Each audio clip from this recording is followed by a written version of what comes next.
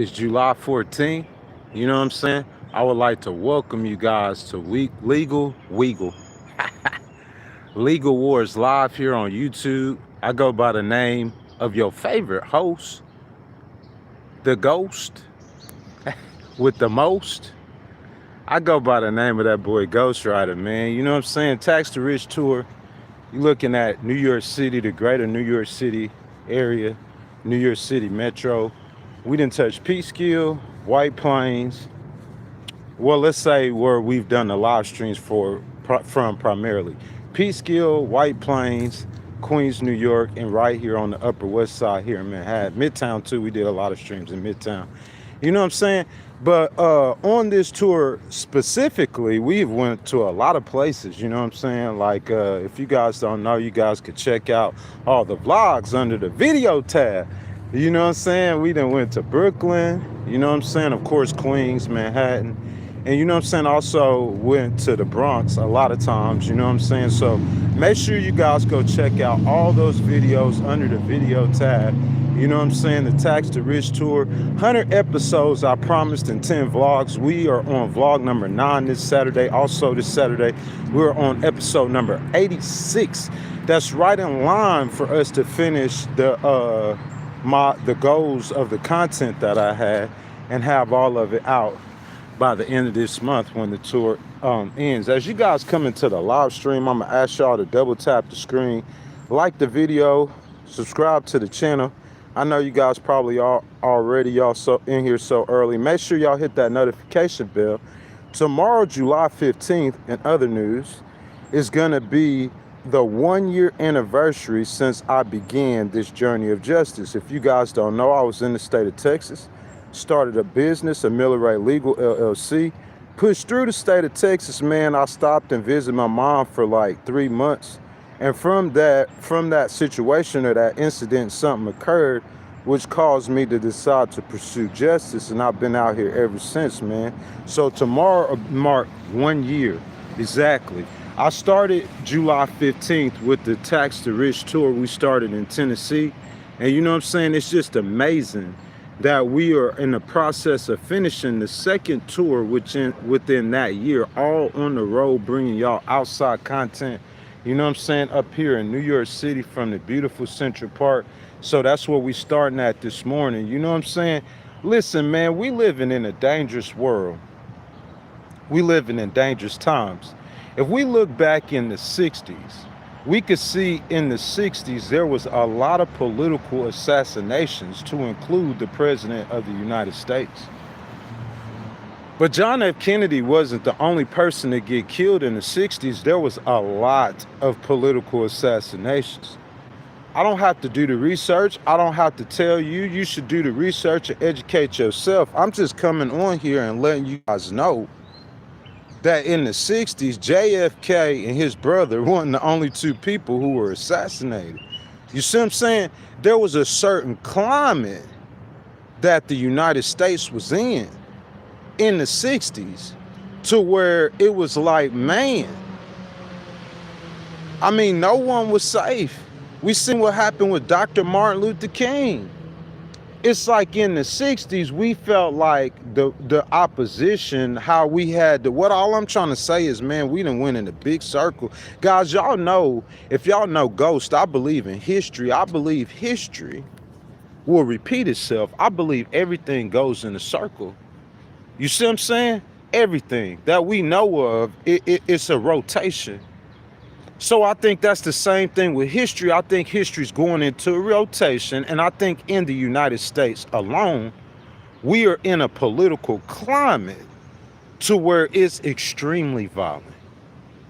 I mean, you think of these video games and the generation. I'm saying, I have a family member. He's 30 years old. He's still playing the video games. He's still playing Call of Duty. It's ingrained in that generation. Y'all know them too, 35, 40 years old. They playing these action games. And I'm saying, we used to violence. We've become accustomed to violence. So much so to the point that we back to a situation where it's like we living in the 60s where we think violence is okay. And our code, listen, let me explain something to you. Y'all might think it's just President Trump and people who have Trump derangement syndrome. Then what happened to Charlie Kirk then? Oh, people had Charlie Kirk derangement syndrome. What happened to the CEO? The CEO died, got killed. You know what I'm saying? The CEO, and you guys know of a major health organization. What happened to him? I'm saying, what happened to those 2 state representatives in Minnesota that got killed? What happened to them? You see what I'm saying? We, across America, the political climate is violent. I want to start by saying that. But I think what I'm going to start off by talking about today, because the news is simple. You guys probably have heard this about Iran's assassination plot to kill President Trump. You know what I'm saying? What we're going to talk about today, more of the Mexican cartel gangs and the cartel networks that they're saying conspiring with the Iranians, you know what I'm saying, to kill President Trump. That's something that, I mean, that sounds like something out of sci-fi, but all the motives are there. But what I'm trying to tell you guys, if you guys just walk with me for a second, the climate of political violence isn't just extreme in America. It's global. Yeah, the political violence is global. I'm saying, what in your mind would think that something or anything would change if we killed your leader? Because that's what's going on across the world right now. Y'all hear it? Cut off the head of the snake and the body will follow. You see what I'm saying? I'm just saying, if you think about, I understand, like, okay, the Iranians, the supreme leader, you could say, you know, his father was killed, the supreme leader was killed in the strikes, his daughter was killed in the strikes, so he trying to have some sort of revenge on President Trump. He trying to avenge the blood of his father. And he's disfigured due to the strikes. Okay, we understand that, don't we? Don't we get that point? We get that point. But what I'm trying to say is though, I'm trying to figure out if the Iranians and this Mexican drug cartel, what we're going to talk about in a second, if they are successful in killing President Trump, I'm saying, what's going to change? The only thing that's going to happen is you're going to get more American violence on your forehead. You're going to get a unified, listen, when they attempted to assassinate President Trump, a lot of people, independents and stuff, they rallied around him. You see what I'm saying? That's what I'm trying to get people to see. So I'm saying, if something was, like, you would make him a martyr. That's what happened to the supreme leader. That's why the Iranians said 20 million people are finna show up for a dead terrorist funeral. That man ain't that popular. You done made him a martyr by killing him like that.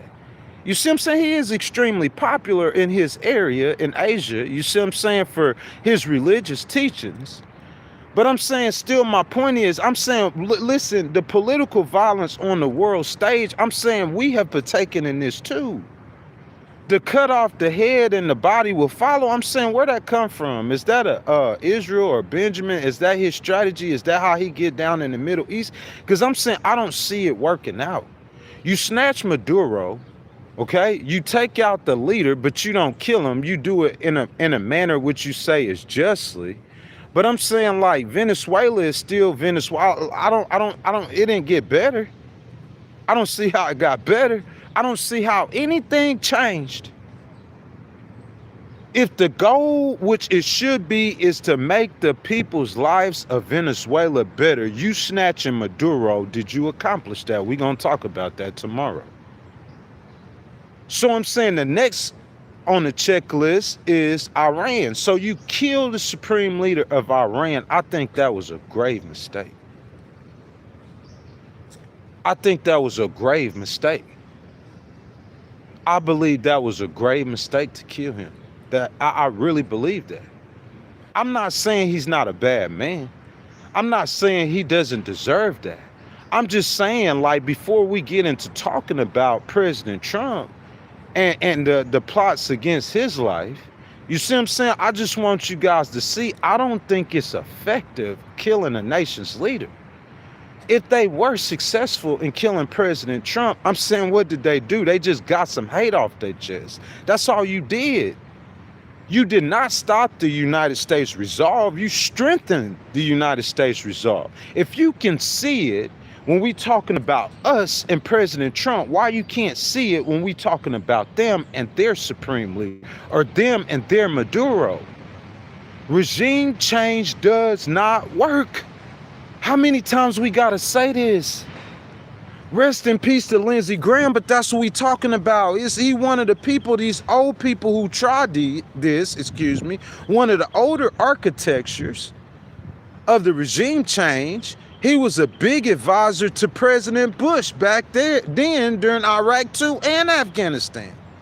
He pushed President Obama, him and John McCain, to go harder in Afghanistan. You see what I'm saying? But I'm trying to tell you guys, regime change don't work. You cut off the head of the snake, yeah, the body gonna stop moving. But I'm saying you gon' revitalize something inside the enemy that they might not have had there before. I don't believe in killing a leader. This problem is not just American, it's global. These political assassinations, it's a global thing now. And I'm saying, I don't think the Americans are assisting whenever they're going around trying to snatch or kill leaders. I don't know if that works. I want to see if that works. Where in history does it work if you kill a leader of a nation that you'll win the conflict or you'll be in any better situation on the chessboard? Where does that work at? And since we're saying that this morning, we're going to talk about, I know you guys have heard the news of the Iranians. The supreme leader of Iran has vowed to avenge the death of his father. He's made threats, the RGC leadership has made threats to assassinate President Trump. Which one of us are taking that serious? Not taking it serious, but thinking that he could pull it off. They said that Thomas Crooks in Butler, Pennsylvania was behind the assassination attempt on President Trump. That was Iran. I'm not too sure if I believe that, or if I haven't seen any intelligence or facts on that. Have any of you guys? That stuff hasn't been shared with us, so I'm not sure if I could believe Iran was behind the assassination attempt of President Trump in Butler. But what I'm trying to say is the Secret Service, yes, the United States military, yes, they should, all those, the appropriate organizations should take it seriously. But I'm just saying, as a betting man, the Iranians, the Americans are well equipped to, if they're on point, to protect their leaders and to protect everything and to maintain power on the world stage, to maintain influence on the world stage. That's what we're trying to do. But guys, we didn't know, we heard the Iranians said that they were gonna kill President Trump. They were gonna assassinate President Trump. We didn't heard it. The thing that piqued my attention the most in this news story that I'm telling y'all is that they were going to be affiliated, or they were going to be making these assassination attempts with networks in the Mexican Cartel. When you first hear that, you'd be like, man, come on, bro, you crazy as I don't know what. But I'm saying, you got to understand what's going on out there. You got to really understand what's going on. Listen, I hear President Trump said, listen to me. Some of y'all Democrats, y'all might not like what I'm finna say, and I'm sorry, y'all know I just speak the truth. President Trump might feel like Big Ghostwriter have a big mouth, and he just might feel like Big Ghostwriter might just too much. But I'm saying at those principal times, President Trump, the truth that I speak usually, when it really matters, it lands in your favor. You see what I'm saying? This is what I'm saying. If I look at this whole situation and this whole chessboard, whether you want to admit it or not, President Trump, like I'm saying, okay, I heard someone said America attacked Iran for oil, whatever. Okay, so I heard you say about Venezuela is oil too, whatever. I'm saying, what he knocking boats, Mexican drug boats out the water? What he doing that for? He trying to get oil too. You see what I'm saying? President Trump declaring war on a Mexican drug cartel, that's to get oil too. I'm saying, like, when I look at that from a just a standard observer, in no way, form, or fashion does that look like that's for any political gains outside of fighting against drugs, which is not popular and is very dangerous. I'm gonna start with saying this. But I'm saying, just like the Iranian supreme leader, the new one, has a motive and justification to where we could believe the Israelis when they say the Iranians are plotting to kill him in some form or fashion. How could you not? I mean, even if you believe Thomas Crooks didn't, which I don't believe, or I don't have never seen the evidence that he had anything to do with Iran and the assassination plot to kill President Trump. President Trump believes that he knows better than me. He didn't see the evidence. That's his life. But what I'm trying to say is that as far as when we break this all the way down now and we look all the way across the board and we say moving forward, Iran, I don't know. I don't know if I could see that right now. But they have the motive. If you look at the cartels in Mexico, they have the motive as well. That's what y'all don't understand. It's not like just some wild plot or some wild thing. When I sat there and I thought about it, President Trump has specifically went after drug boats. Specifically, he declared war on the cartels. President Trump sicked America's finest on the cartels. The CIA, the U.S. military, they're not used to that from no American president. They're not used to that. And see, what I'm finna say is next is going to be perplexing to a lot of people. And I'm sorry, we're going to get back to President Trump's failures in a moment. But I just want you guys to see something. And you guys might not give him the credit for it, but he the sitting president. President Trump has went after, he has fought against the most evil on this earth that I've ever seen in a United States president at one time. The cartels have dominated Mexico for generations, wreaking terror on the Mexican people for generations, killing thousands of Mexicans for generations. So if you ask any ordinary American, they would tell you, yes, the Mexican drug cartels are very evil. And I'm saying, what has the Iranian empire done? What has the Iranian regime done? What has the Iranian supreme leader done? The exact same thing. For generations, wreaked terror on his own people, killing tens of thousands. If you ask me, President Trump has went after the dirtiest of the dirtiest, the evilest of the evilest. I mean, he's sitting there poking the devil in the eye. You talking about the Mexican cartels? I'm talking about mass success. I'm saying, if you start a business and you've been as successful as the Mexican cartels, making as much money with as much political influence in their own nation, you'll be very powerful, just like the cartels are. A lot of what U.S. president since Ronald Reagan? You see what I'm saying? Y'all might know. President Obama, I heard him speaking about the cartels before. You know how dangerous they are, drugs and guns. But I'm saying President Trump, I've never seen one went after him like that. Used the military to blow drug boats out the water. And I'm saying, after we heard that, they were still doing it. I'm saying, like, snatch Maduro, and at the same, who was accused of narco terrorism or drug dealing, by the way. And I'm saying, if you guys know, I heard Secretary Rubio out my own mouth say that the Iranians had terror networks in Venezuela. I'm saying, you saying Mexico, that's North America, you know what I'm saying? But Venezuela ain't that many miles from Mexico. And the drug networks, if you know what you know, the drug networks, they all connected. So that's what I'm trying to tell y'all this morning. Like that Mexican drug cartel, they have, like President Trump has declared war on them pretty much. So that Mexican drug cartel, they have reasons, they have motives to be involved in a network. How substantial the story is, though, is yet to be seen. You know what I'm saying? I've heard, and if you guys research it, you guys will come up and see that there have been major networks who've reported the story.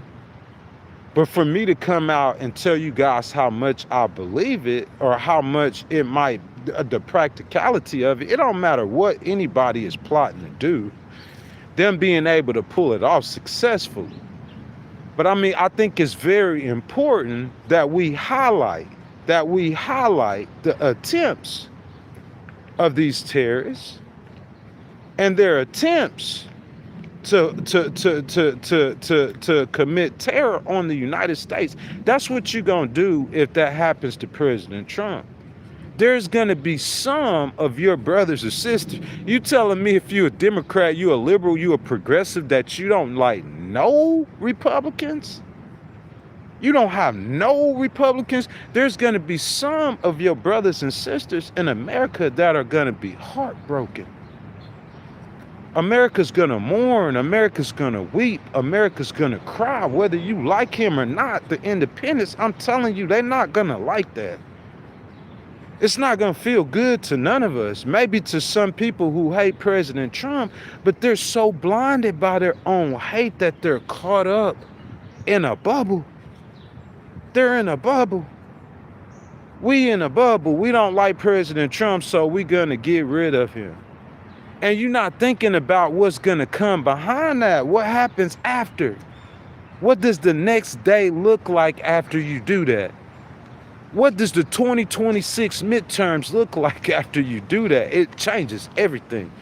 What does the 2028 presidential election look like after you do that? You're gonna kill everything you're trying to accomplish. It just doesn't make sense. You know what I'm saying? But guys, we are living in a world of political violence. We're living in the height of a political violent America. Questioning everything. They questioning everything. They question what a 71-year-old man dies. He has a heart attack. Questioning it. You know what I'm saying? FBI looking into it. The internet. They're questioning, like, Mitch McConnell. There's been inconsistent stories that has to do their questioning. There's questions about all of these things. It's because of the climate that we're living in. You see what I'm saying? I mean, bro, like, whenever I seen that happen to Charlie Kirk, to me, I don't care if that's your opponent, and you heard a lot of powerful Democrats say that. I don't care if Charlie Kirk was your opponent. I'm saying, you want that to be seen on national TV? That? With the guy getting killed like that, he got a wife and kids. Or let me just say, he got children. He got a lot of people that love him. I'm saying, and to think that we went through this in the 60s, this is how it is in life. Things keep rotating. And the mistakes you made in your past, even as a nation, as individuals, the mistakes you made in your past, when that same test comes back in front of you, if you make the same mistakes again, it's gonna be worse than it was the first time. Take it from me, I know about making those mistakes and making things worse. It's gonna be worse than it was the first time. And we made these same mistakes in the 60s. The same mistakes. And I'm saying, what we looking at? 60 years later, 70 years later, here we go again. Guys, we're not gonna solve the problem by killing someone who disagrees with you. That's not gonna solve no problems in the world. It's not gonna solve the problem. It's not gonna solve the problem. You killed the supreme leader, and what situation you left with? You're left with a situation to where you got to negotiate, Justin. Good morning. As you guys come into the live stream, I ask that y'all double tap the screen if you're on a cell phone, like the video, subscribe to the channel, and make sure y'all hit that notification bell. Republicans, independents, and Democrats, jump down in the comment section and join the conversation. You killed the supreme leader of Iran, the stability of Iran, the one who said he didn't want to pursue a nuclear bomb. You ignored your own intelligence, American intelligence, when they told you Iran wasn't about to have a nuclear bomb. And I'm saying, you don't think about tomorrow. You don't think about tomorrow. Tomorrow, what are we left with? We're left with one of his sons. I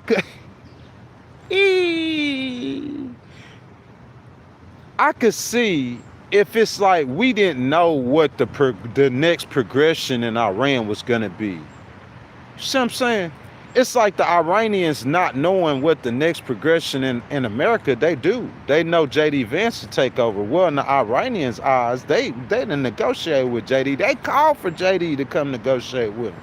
So the Iranians' eyes, they would rather J.D. to be president. Anyway, I'm saying America strategically, a political decision. These are political decisions. The military's moving off a political decision. A political decision, your strategy is to take out their supreme leader. I'm saying when the supreme leader was alive. When he was alive, we knew who was in control. Am I right or wrong? When that 87-year-old man was alive, there was no question across the entire Middle East who was in control of Iran when he was alive. When the supreme leader was alive, he might have hated the United States, but he don't hate the U.S. like his son does. He didn't have no blood to avenge, not like his son does. When the supreme leader was alive, you killed their leader. What did you accomplish? You created a worse situation for yourself. And Iran moves forward. They go on. If you kill President Trump, the country who do it, I'm saying, why would Israel want President Trump? You don't want nothing to happen to President Trump, Israel, I promise you. Because if something happens to him, I'm saying what you get in return is going to be a whole lot less favorable to you. Even if the world doesn't know what happens on the world stage, I'm saying behind the scenes, those politicians who do, they're not going to like that, and they're going to move against you, and they'll have the American people with them. So that means you're going to get a J.D. Vance who probably is not going to be favorable to Israel almost at all. It's not going to help you. It's not like you're going to prop them. That's what I'm trying to tell y'all. It does not work. You're going to put in the next leader and you're going to think, oh, this leader. Okay, so with Dulce Rodriguez in Venezuela, yeah, Venezuela's going to be afraid of the Americans anyway. I'm saying I don't see a situation where America would be afraid really of almost any nation on earth. So I don't see what your accomplishments is by killing their leader and getting a more radical, younger leader who's going to be more radicalized against you. And that goes for Israel too. J.D. Vance would be more radicalized against you, BB. He's not going to be for you. You mad at President Trump because you think he your best friend, so you try some slick stuff and try to hide behind. It's not going to benefit you. It's not going to work out. You don't understand those principles that God set. See, that's the problem with the Muslims and the Jews. That's why they keep fighting each other, because they're trying to live by an Old Testament that God said was dead. Insert Exhibit A. I say it all the time. In the United States, if you use the teachings of Jesus Christ, you see that Muslims, Jews, and Christians, guess what? Bingo, they get along together. What y'all think Jesus came for? Why y'all think we saying Christ is king? Y'all think it's just because of... I'm saying in the Old Testament times, which the Muslims and the Jews in Asia right now are living by. They keep killing each other. Because in the Old Testament, that's what God told them to do to your enemies. What BB doing, starve the women, children, and everything else. That's what God told. But see, they don't believe in Jesus. The Muslims, I think they might believe he was a teacher, a prophet, or whatever. They don't believe he was God. But we believe in America he was God. So we adopted Jesus's principles. To where, nah, we ain't gonna do that. We gonna turn the other cheek. We gonna love one another. We gonna use diplomatic means. We gonna and been blessed beyond measure. Yeah, see, God's principles is that old America go drop the atomic bomb on you, wipe you off the face of the earth. That's what Benjamin Netanyahu and the Muslims living by, some Old Testament law. But they don't realize 2,500 years ago, Jesus came and he issued in a new law, and the Europeans and the Americans are living by that kind of law. And you see that they can let the Jews and the Muslims and the Christians, they live in peace. That's the main problem. But I'm saying we ain't gonna be on here talking about religion. I'm just saying, like, I don't see how strategically you killing a nation's leader benefits you at all.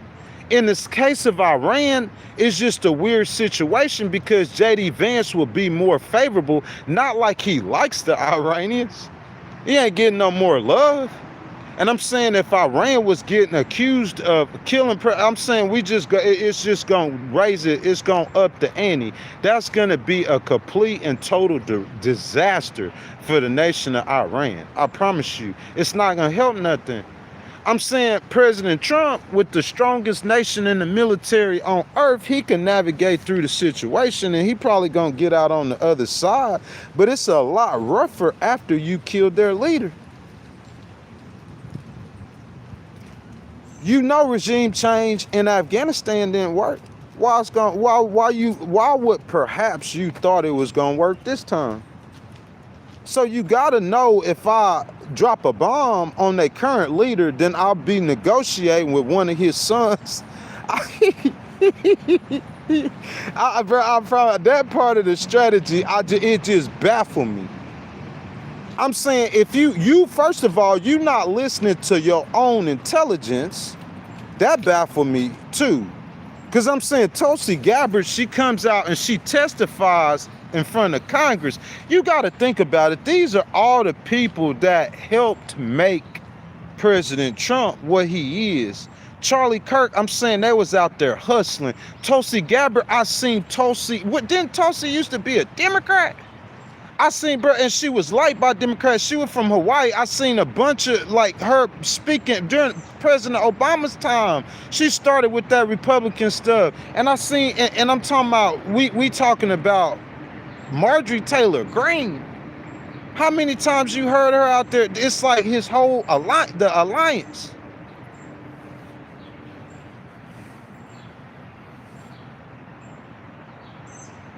And I'm saying, you going against your own alliance. I'm saying, okay, like, that was baffling, but I'm saying, like, the strategy that I'm gonna have to negotiate with this man. I can imagine if you kill my father and my daughter under any circumstances, and you trying to negotiate with me, and I'm the supreme leader. I'm saying, in my mind, that you will never get no negotiations. Listen, there's a power vacuum, power structure. It's kind of off in Iran. You see what I'm saying?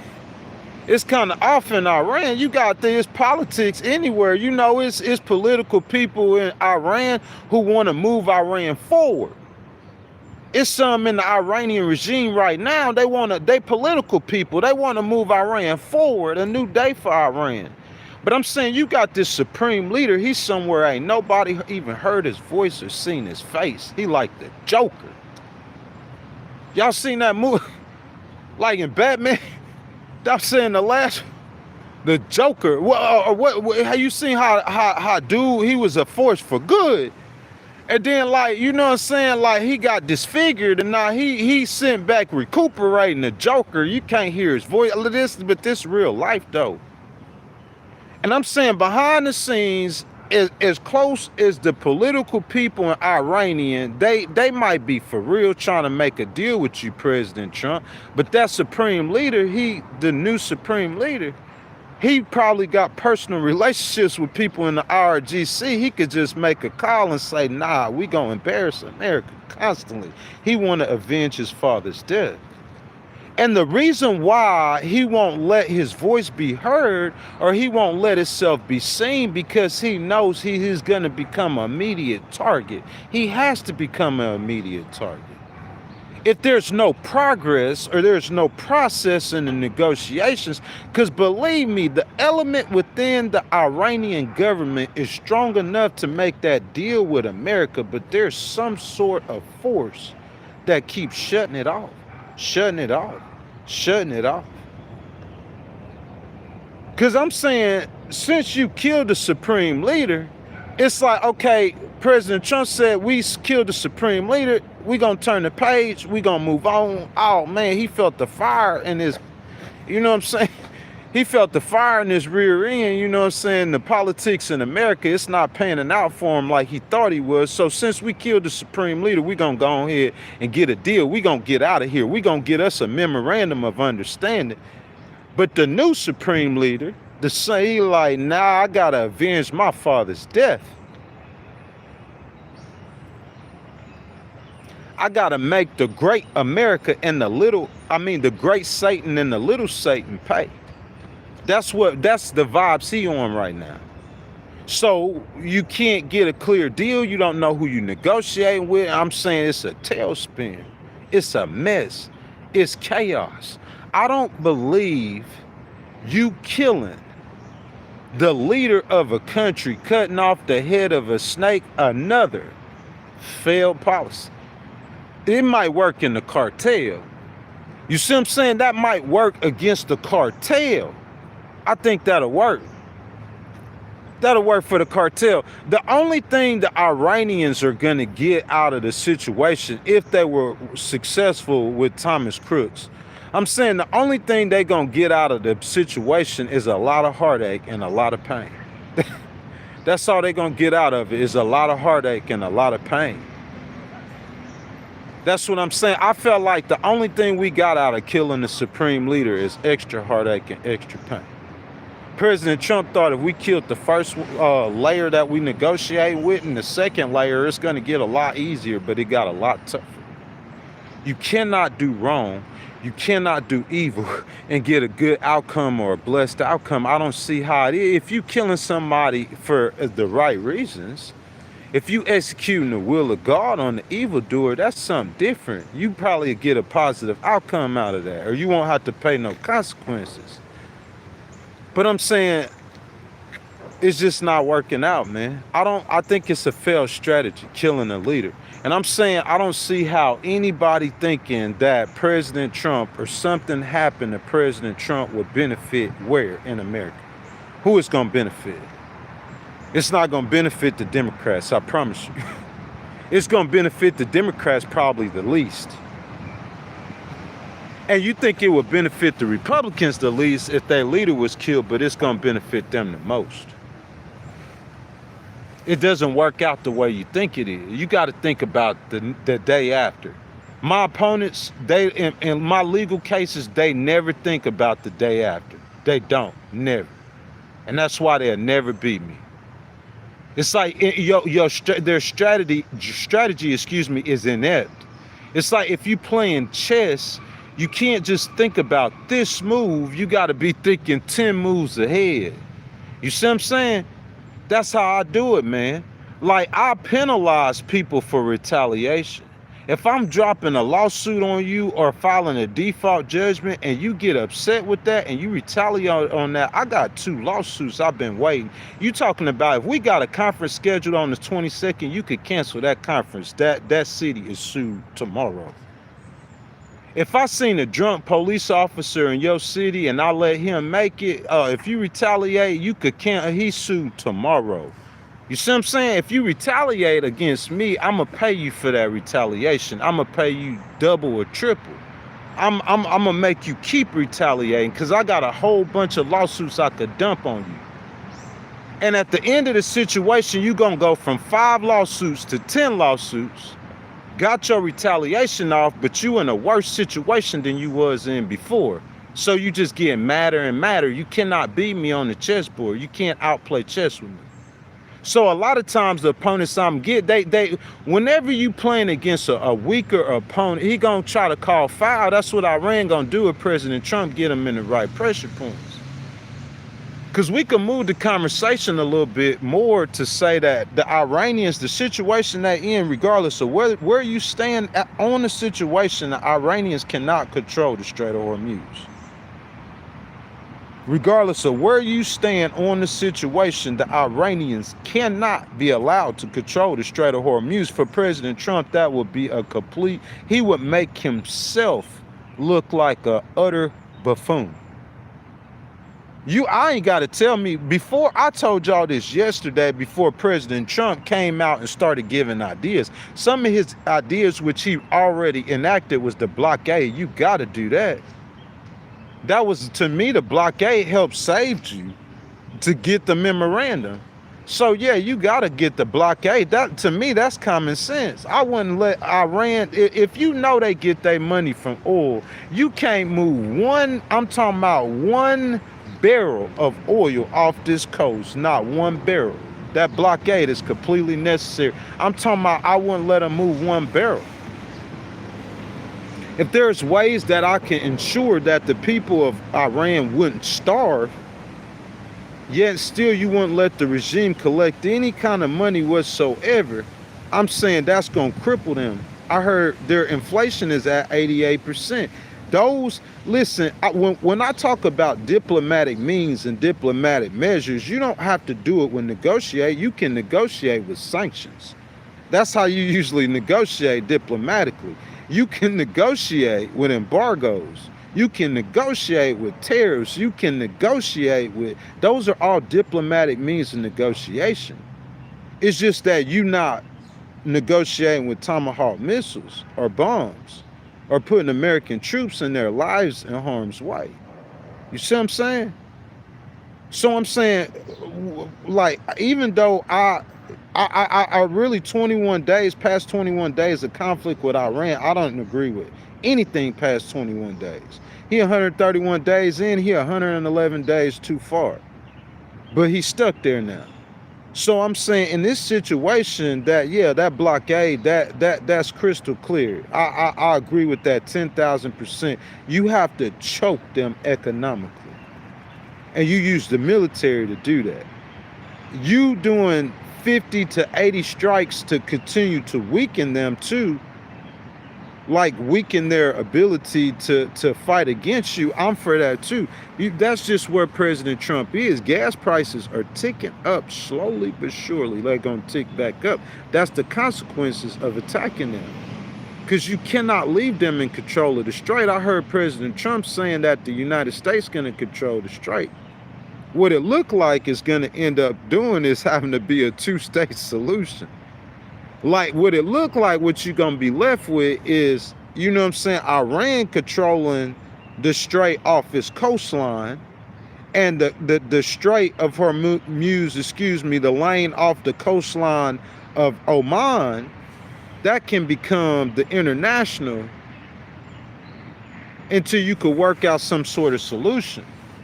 You know what I'm saying? The American military would just have to put some sort of, you know what I'm saying? I know you got the blockade. That's the oil blocking Iran, their exports and well, they're not getting imports of oil. But I'm saying, like, you need to have some sort of, to be able, where you could be able to protect that coastline off of the nation of Oman, to allow, because it's going to have to be some sort of solution to where, look, he's not going to walk away from the situation without allowing international flow of 20%, 25% of the world's energy. He cannot do that. For him, he cannot do that. For him, of all presidents, he cannot do that, because he is the one who tore up President Obama's deal. And you cannot blame a problem with the Strait of Hormuz on President Obama. You cannot blame that on President Biden. It is obvious to everyone involved in this situation that President Trump, the Americans, which is the best solution, wants the Strait of Hormuz open back up, and President Trump want to get back to the business of creating a golden age for all of Americans. But that's not what the Iranians want. You know why? Because you killed their leader. That's not what they want. There's no progress forward with the supreme leader Iran has now, Ayatollah's son. There's no progress forward with him, I believe, or it might take a long time, or you're gonna have to put him in a certain situation. But I'm saying, still and all, he still pick up whatever kind of form of communication he is with his disfigured Joker self, and he gonna say, hey, a rogue IRGC cell, you're going to continue to have that problem. I believe that. Because you can't negotiate with him. He knows that you'll kill him because of this. Thank y'all for the donations, y'all. If y'all want to donate to the channel, hit the button with the $sign in. I don't want to lose this thought, but God cannot really appreciate that donation. He knows in his mind. He's got a game plan the entire time. And I'm saying he gonna keep on tipping over the scale so America and Iran to keep this little conflict going. He don't care. He not caring. I'm saying, if you disfigured and these people killed your daddy and your daughter, if you gotta understand, and you already like a terrorist, like in line of succession of a terrorist regime. I'm saying, what you thinking in your mind? I don't think he cares about anything else. There's nothing that he wants sweeter than revenge. So I don't know how, and as long as he's like in front of the camera and the Iranians, like I'm saying, there's an element of the Iranian government that is in power that wants to move things forward. They want to take Iran to the next level on the world stage. There's an element there. But then you got this supreme leader there it's an impossible situation. And he knows it. He knows eventually that the Americans and the Israelis are going to see it, and they're going to want to kill him too. But how you going to kill him if you don't know where he is? You don't even know if he's even alive. They playing chess with you, man. And you trying to play checkers. It's an unfortunate thing for President Trump. The situation is he can't give away the American flag. You allowing Iran to control the strait, that's like giving away the American flag almost. That's a supreme victory for Iran, and that's Iran's. That's their goal. I told y'all the whole time.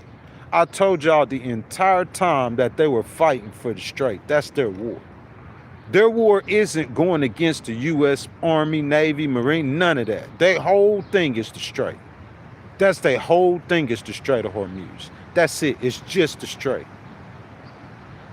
I'm saying I could charge $1 million toll booth fee. They just see a whole lot of money in controlling the strait. They see a lot of power in controlling the strait. And they know the Strait of Hormuz is President Trump's choke point. They know that's his choke point. They know that's America's choke point. It's not like this is a new thing. It's been known for decades. To why other presidents decided that attacking Iran was not, no, it probably wasn't a wise thing to do. That Strait of Hormuz, that's Iran's whole war, is the strait. And President Trump's whole desire is the strait. I told y'all I would have took a different approach. I know the Iranians, see, I'm just a little different. I know the Iranians are strung up on the Strait of Hormuz. You feel that? I know that's their biggest thing. So in the process of us knick-knack, paddywhack, give a dog a bone, who's going to have the last laugh in the Strait of Hormuz? My biggest thing for why I attacked them, what I told the American people and I told the world was it was over, that nuclear dust, and Iran about to get a nuclear bomb. That's the justification of it, right? So what my strategy is while y'all knick-knack paddywhacking over the strait, I'm saying if you want some bread, bro, I want that nuclear dust. I want that nuclear dust more than I want anything else if I'm President Trump. That's not President Trump. He want that strait open more than he want anything else. And I'm saying the strait is the main sticking point. So while I'm knick-knack paddywhacking with Iran, I'm saying somehow, some way, somehow, listen, the people in Iran, the men in the Iranian government, politicians that sat down and talked with Americans, they were getting heckled and death threats in Iran. That's what you got. It's an impossible situation. That's why I said yesterday, you're not going to get Jared Kushner, Steve Witkoff, and President Trump alone are not going to be able to negotiate them, even when you choking them out. I believe even when you get to the point where you choking them out with that embargo or whatever, it's the sanctions and refund. I'm saying America could go super hard. That's where you need to go super hard. You know what I'm saying? The embargo, you know what I'm saying? The sanctions, you need to, their pocketbook. You going super hard there. Because you ain't got no choice. You ain't got no other choice. You know what I'm saying? But I'm saying even while you doing that, I'm saying you still knick-knack paddywhacking for the strait. You still got to create a new commercial international shipping lane that hugs the coast of Oman. That's what you got to do now. You ain't got no choice. It's got to be 2 lanes. Iran could control think about how crazy that is. Who you think gonna use the Iranian shipping lane in the Strait of Hormuz? China is, definitely. Russia is, definitely. You know what I'm saying? Who gonna be using off the coast of Oman? The Europeans and the rest of the world who gets oil, who's good with the United States. That's wild, man. That's crazy. But I mean, that's the solution. The only solution at this point that I could see. I really believe in some way, form, or fashion, it's very possible that President Trump will be dealing with Iran for the rest of this year at the least and into next year. I don't think this Iran situation is going to go away before the midterm elections. I don't see a solution before you. You know that you gotta, okay, look, so you understand that there's several things you gotta do. Number one, you gotta keep choking out Iran. You can't let them get, so within their shipping lane, you can't let no oil go in and out. So yeah, you control that shipping lane. We gonna concede that. You almost have to. Because you can't control the strait. The whole strait, like we talked about that so many times. I'll tell you about that in a second. But you got to concede some of that. So you conceded that shipping lane that hugs the coast of Iran. But even though you conceded that shipping lane, ain't no oil getting in and out. You feel me?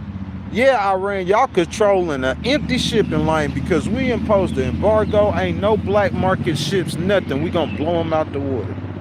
You ain't bringing no oil off of Iran's shipping lane, off the Strait of Hormuz. Now, America has to be, this is what you need to be doing right now, working on militarily, creating a new international shipping lane off the coast of Oman. It's still going to be dangerous for ships to travel through. The American military is still going to have to do some kind of monitoring. I'm saying I believe this situation is going to go on for a minute. Because you can't just say we're going to choke out a nation of 100 million people who just got 21 days of sanction relief. They just read up on money. You say, oh, they didn't get no money. I'm saying, this is what I try to tell people. The IRGC, you looking at 200 to 500,000 troops and people that's directly affiliated. The entire Iranian government, every drop of it, I don't see it being much more than 1 million. I might be dead wrong. But I'm saying that the focus or the primary, it's only 1 million people that they're worried about feeding and getting money to. They don't care if the rest of their people starve. And those million people that you fight, they are scattered all across the nation, across the population, and they have a network. And I'm saying it's a very difficult proposition for you to be able to. That's what I'm saying. Even when you did sanctions on China and Russia, that's why a lot of times it didn't work. You really sanctioning the people. That's who gonna get hurt. When you put sanctions on you, the people gonna get hurt. Are you hoping that the regime gonna topple, the people gonna rise again? We heard President Trump telling the people to rise again. That's the best way for it to be done internally and naturally. Because you attempting to do it, it's a failed thing. You gotta let God do that. But I'm saying you working on the conditions to create that, but I'm saying you creating sanctions, the people are gonna suffer. Because those 500,000 the people who control and touching the money, the IRGC and control all of the IRGC, they gonna eat every night and Iran ain't got $1 left. The IRGC gonna eat every night. If you got 5 million Iranians starving, the IRGC eating every night. If the power off in Iran, the IRGC got electricity. That's what. So the sanction, it's gonna take a long time for it to touch the people that you need to touch, or for the uprising to happen that you trying to create. And I'm saying while it's taking that time, I'm saying you're gonna have to make the strait look like it's somewhat open. And I'm saying, and while it's taking that time, unfortunately, he gonna have to keep on hitting Iran. You gotta attack them on the 8-front measure. And then you gotta still keep the table open for them when they want to negotiate. You gotta be pushing them still to the negotiating table. And I'm saying it's just the situation he got himself in. Because there's no way he could leave with them controlling the strait. I think even splitting the strait. Because that's what it looks like you're gonna have to do. It's a temporary solution. I think even splitting the strait hurts him. It makes him look weaker, like he made the wrong decision. You tore up President Obama's deal. That's the problem. If you guys haven't liked the video, I ask that y'all double tap the screen for me, like the video, subscribe to the channel. Make sure you guys hit that notification bell. Also, guys, I gotta tell you, man, taxing the rich, that's what we doing. Episode number 83, man. We trying to get those channel memberships, baby. You feel what I'm saying? They $2.99. That's the best way to donate to the channel. So if you got anybody here, guys, y'all want to donate to the channel, hit the button with the $ in it, man. And your donations are much appreciated. We try to get 1 channel membership a day, man. We got one yesterday. We up to 40 channel memberships during the tour. You know what I'm saying? So I want to thank everybody for that. I appreciate that. You know what I'm saying? At this time, man, we about 58 minutes in, man. I'm going to get down there in the comment section, man. I'm going to start reading some of your comments, man. You know what I'm saying? See what you guys got to say.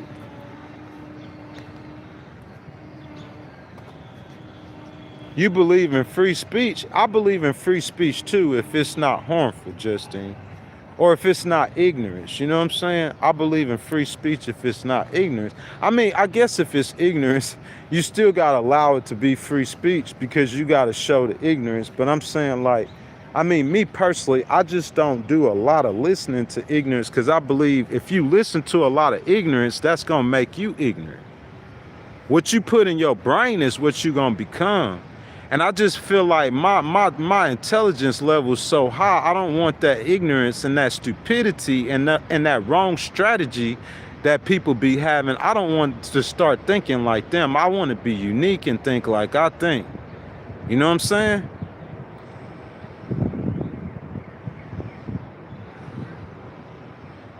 Then you said, I'm glad you said that. He said Obama's deal included spending pallets of money that's actually funding the issue we dealing with right now. Any deal you make with the Iranians are going to include pallets of money.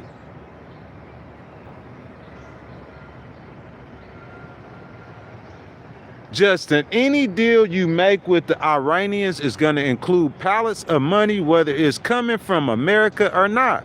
The Qataris, the Gulf states, promised Iran 300 million pallets of money. Ain't no deal gonna get made. To get to a memorandum that wasn't made. The Americans unfroze billions of dollars and lifted sanctions. You not getting no deal without the money, Justin. There's no deal to be made without Iran, without the almighty US dollar. No deal. See, Justin, that's President Trump's fatal error in his strategy. That's his mistake. That's his error. Because he's thinking that I could tear up this deal and get something better, but you're not going to get nothing better. You're going to get something the same or possibly worse. You're going to get two different straits of Hormuz. You're going to get a split strait of Hormuz. That's what you're going to get in return for tearing up President Obama's deal. You can't say President Obama, okay, if President Obama's deal's so bad, you tore it up your first administration, you didn't attack Iran, you come back this time, they finna get a nuclear weapon, you obliterate the site.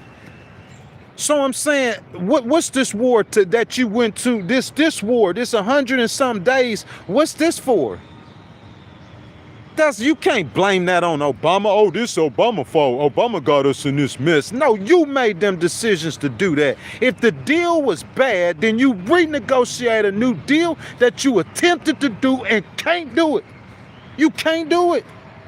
I don't need to be this hyped up, bro. They gonna think that I'm crunk. I'm not crunk. I'm just energized about this, Justin. No, you trying to negotiate a better deal. You can't. Because you realizing how tough it is to negotiate with the Iranians. It's tough, ain't it? Hard. I want to kill him because I can't talk to him because it's too hard, so I want to kill him out. It's your style. You don't blame that on nobody. That's you. Your decisions. Your style. What you chosen. You chose to bow the knee to Benjamin. You chose to. You living in fear of him. I'll be a different leader than you. If somebody gonna be the one eating sheep, it's gonna be me. It's gonna be Ghost. If I know I was in a situation where sheep was getting ate, I promise you, I'ma eat you alive. I'm saying you gonna die of a heart attack instantly. You gonna be up out of here. If I know we in sheep eating situation and they trying to eat me, what? Boy, you gonna be up out of here instantly. It's gonna be some Pelican Brief, some Bill Clinton stuff. Everybody gonna know I've been over here doing my thing, but ain't nobody gonna have no evidence, and they gonna be dropping like flies. If I'm in a situation, I'ma fight the evil. That's how you fight the evil, but we ain't gotta go down that route. I'm saying, Justin, it don't make no sense. You can't blame this on nobody. On nobody but yourself. If the deal was bad, you could have proceeded without going to war. You could have proceeded to attempt to get a new deal.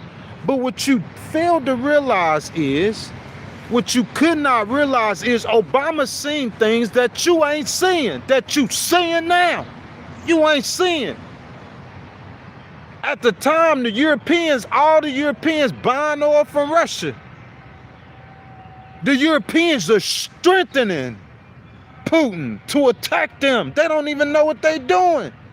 Obama lecturing them and scolding them the whole time. He can see it. He's just different than what President Trump is. President Trump come out and make enemies with his friends. He do it. Listen, they seen the same problem. I heard President Obama say so many times, hey guys, I'm telling the Europeans that, you know what I'm saying, y'all buying. So we seen the fruition of that.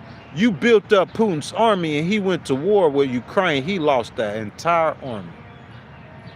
All 500,000 troops, he lost 500,000, he lost the entire army. That's a different conversation.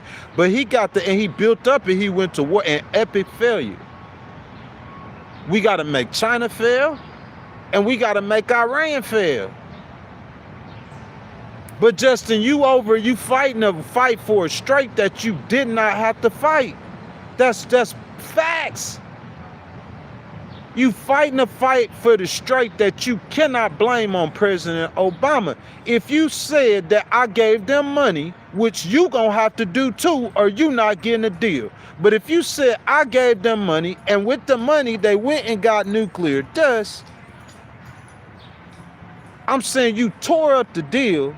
Your next move from that point is to get a better deal, not to have the straight. Now you got two problems, Justin. It's that President Obama never had a Strait of Hormuz problems. Now you got two problems. You could have negotiated with them without fighting them. That's your choice, your style. You could have renegotiated with, but when you sit down at the table, you like, God dang. I know in private, either Jared Kushner, Steve Witkoff, President Trump, they said, man, we see what President Obama was going through. These people are crazy. President Trump, yeah, President Obama, he ain't the enemy, is he? You gonna see it before you leave. You get up out of there, y'all all gonna see it. President Obama ain't the enemy. And President Obama, President Trump ain't your enemy. The Iranians the enemy. Y'all making each other y'all enemy. You got to come in here and prove something that's such a bad deal. Who's one of the loudest proponents that President Obama's deal was a bad deal? I guarantee you it was Lindsey Graham. I don't even have to say it. I just know it. Because he was so in favor of going to war with Iran, and he's so in favor of all this stuff that's failing. All this stuff failing. Afghanistan failing. Failed. Got an F minus. You can't just give that grade to President Bush. You got to give it to all of them. Iraq 2, you got a D minus. Failure. And you keep on telling them, and so I'm saying, listen, you don't think it's the same government, you idiots? It's the same bird, different wing. You trying to score political points. You tear up this deal. That might be one of the most strategicest, biggest blunders geopolitics in the history of America. It's tearing up that Iranian deal. Because I'm saying when you tear it up, what's next? You know, Justine, what got us in this situation we're in right now is President Trump tearing up that deal. That's what I believe. And I guarantee you, if you run a poll, that's what the majority of Americans believe. We don't believe what got us in this situation was President Obama doing a bad deal. Because we know 1,000% fact that Iran today still don't have a nuclear bomb after President Obama's deal. We know 10,000% till today that that American inspectors were allowed to go into Iran. When you tore up that deal, everything went down the trash. You got to come up with a deal that's better than that one, period. But see, instead of getting a deal that's better, you can't even get a deal because you done created another problem to why President Obama didn't attack them. You got a Strait of Hormuz problem now. So now the main focus isn't on the nuclear material. That was your whole thing that you had against President Obama, is you gonna allow them to have a nuclear bomb. Well, you don't even talk about the nuclear dust or the nuclear material. Iran building a new nuclear site. Iran, they over there at the old nuclear site. You don't even know if they might have the nuclear dust. You don't know. You don't know everything. They might have some of it. You don't know everything. You don't know that if they don't have access to it today. You don't know everything. But we know because of satellite, thanks to CNN and other networks, they self-observing these Iranian sites, and these Iranians are at those nuclear sites. So we might not be talking about the main reason why President Obama, President Trump, it was about the nuclear material, and the problem today is the Strait of Hormuz. That's why Justin, you gotta be kidding yourself. Y'all gotta get off the crack. Y'all gotta get off the fentanyl. I'm saying I see crackheads and fentanyl and people, but I'm saying you gotta relieve yourself of that, man. You gotta think straight. Think straight. President Trump and President Obama got the same options on the table. Same options on the table. I am refusing to use a military option due to the strait. I don't want to create another problem with 20% of the oil's energy, and that's the Strait of Hormuz. That's why I chose not to use a military option. Negotiating with them is tough. Yeah, it took me 2 years. And I didn't get a good deal. I wanted a better deal too. Obama could have told you he wanted a better deal too. That's the best we could get with him. That's the best we could get. And then your ego and your pride come in, and then politics come in from this point. That's all that's happening now. When the Republicans take over, now it's ego time, it's pride time, it's politics. We got to tear this up because this ain't good, no good. That's the best America could get at the time. That's the best. If you tear it up, you got to make sure you able to renegotiate a new one before you tear it up. That's why we are in this situation. You tore up the deal. You shouldn't have tore up the bad deal. A bad deal is better than, guess what? No deal. Justin, a bad deal is better than no deal. Now we got no deal. And now instead of the nuclear problem, we got a straight problem. Now we got two problems. We see gas slowly ticking back up. And if gas tick up, that means everything tick up. I'm talking about, and it's going to be a problem that I see lasting for a minute. I see it lasting for a minute. And all of these decisions President Trump chose to make. You chose to cut off the head of the snake. I hear people celebrating it right now. Even President Trump's opponents. That is a horrible strategy.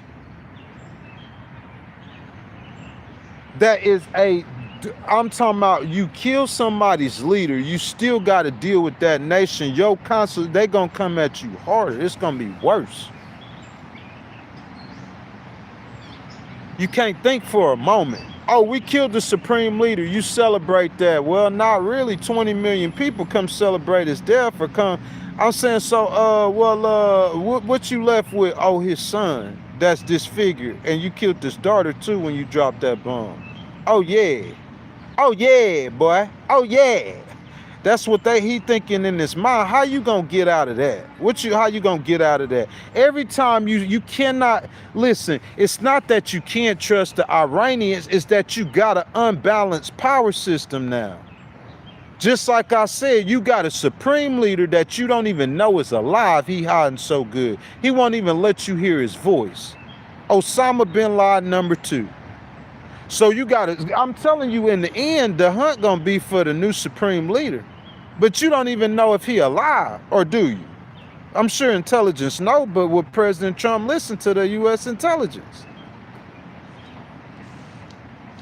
But I'm saying you got it, the supreme leader, and I'm saying every single time you get a deal, he gonna be saying, oh man, he gonna think about his little baby.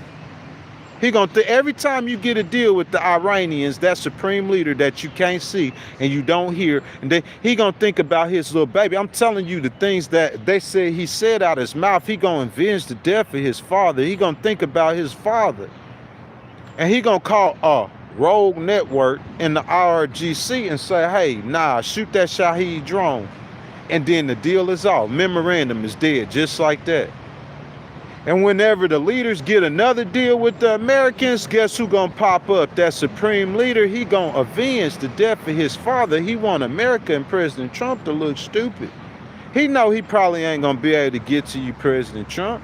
He gonna get you how he can. That's the best he could do. So you could call him scum, you could hate him, you could say you're gonna wipe him off the earth. I don't think none of those are the resolutions or the solutions. You got yourself in a tough situation. You got to split the strait right now. That's your only option. You have to. You have to split the strait.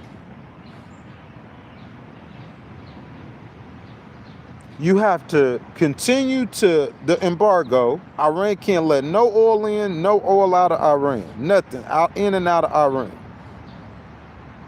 But at the same time, you don't want to create a famine and make sure the people die, right? So, you know, you might need to be prepared to start dropping food in Iran after a while, y'all, this gonna take a minute. This ain't no overnight solution. It's not no overnight resolution, Justin, to these problems that's created by President Trump's own hands. If you want to say the bad deal is what, but the inspector, that don't make no sense. You ain't having no inspectors go in there, so you don't know what they have. You just guesstimating and estimating and taking the word of the Israelis over your own intelligence. You gonna let the inspectors go. Listen, the American intelligence said that they not finna have a nuclear weapon, and the Israeli intelligence said they have. If I'm the American president, who do I listen to? What's the purpose for the CIA to be lying to President Trump? What they got to gain? And you think they want Iran to get a nuclear weapon? That don't make no sense. What does the purpose for the General Kane have to be lying to President Trump for when he give him advice? The ones you trust is your own President Trump. Benjamin, your homeboy, the Israelis, yeah, they are friends, yeah, but I'm saying, like, nah, bro, like, we understand that, nah. Benjamin, I would have, if I were President Trump, I said, hey, BB, you've been saying this since the 90s. When Benjamin came to the White House to meet up with me, I would have had Benjamin Netanyahu from 1991 saying that the Iranians were finna get a nuclear bomb in 24 hours. Or within days. He said that in 91. Justine, that's a mistake that President Trump made, that President Obama didn't make. He didn't fall for the okie doke. Benjamin Netanyahu he was pitching every single American president to do what President Trump decided to do. President Obama didn't fall for that okie doke. He foreseen what was going to happen with the Strait of Hormuz. He didn't want a Strait of Hormuz problem. So maybe he put a Band-Aid over a broken arm but I'm saying it stopped Iran from having a nuclear weapon. You cannot argue with that. President Trump will say to this day that Iran don't have a nuclear weapon. When did the Europeans and President Obama and them negotiate that deal with Iran? How many decades? How many years it's been? They still don't have a nuclear weapon. The deal was successful. Y'all going for style points. You know what I'm saying? My homeboy told me before, I had a homeboy named J-Dub. He taught me this. My father wasn't present. You know what I'm saying? This is one of the people that was there that taught me something. He taught me this. My boy J-Dub. How many of y'all in the stream, y'all know J-Dub? Show J-Dub some love. J-Dub taught me it's all about winning and losing. He said, let me equate this to a game of basketball. You got some players, they trying to be fancy and stylish when they scoring points. They trying to be pretty scoring points. They trying to be like Jordan, like they got that skill set with their tongue out. They got the game winner. He trying to be pretty. He missing points. He missing shots. He said it's not about being pretty. It's about making the bucket. He said it's about winning and losing. A young ghost, that's what he was teaching me, my big brother. It's about winning and losing. It's not about being pretty with winning and losing. Fundamentals. You see what I'm saying? You want to be the best player in the NBA or look like some kind of gorgeous super. It's not about that. It's about fundamentals, winning and losing. That's what it's about. If the goal is for them to not have a nuclear weapon, it don't matter how pretty it look or don't look. They didn't get a nuclear weapon. President Obama won, period. What else can you say? It's a bad deal. Okay, it's a bad deal. President Trump, y'all didn't understand how to negotiate with the Iranians. They not going to talk to Americans unless you have money. You didn't get that. President Obama, he went through it. He experienced it. That's why he ended up with the same bad deal that you going to end up with if you end up with any deal. You ain't going to end up with no deal. Because that's the only deal you going to get is Obama's deal from the Iranians, or you ain't getting nothing. What if those the options? The options is the best deal you going to get from the Iranians is an Obama deal, or you get nothing. What if that's the options? And you tore up the deal.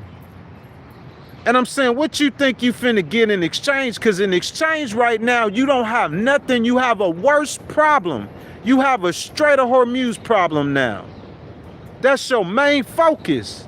You gotta focus more on the Strait than you do the nuclear material, because they not finna give you no nuclear material, and they ain't letting no American inspectors in the country. So you got a way worse problem than Obama. You ain't got no deal. A bad deal is better than no deal. I don't care what you say. We seeing it in play right now. In this situation, a bad deal is better than no deal. You don't have a deal. He had one. Now you don't have it. Now you have a nuclear Iran problem and a Strait of Hormuz problem. Now you got two problems. They ain't even talking about the nuclear stuff no more. All they talking about is the Strait now. That's why you don't attack them militarily. It was, the playbook was there. But somebody had to listen to BB. And that's what and this is your result. Somebody had to listen to Senator Graham. And this is your results.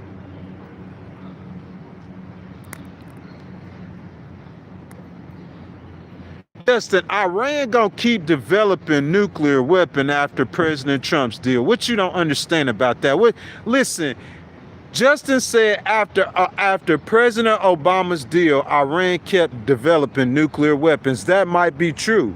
After President Trump's deal, after President Trump's bombs, Iran's still trying to develop nuclear weapons.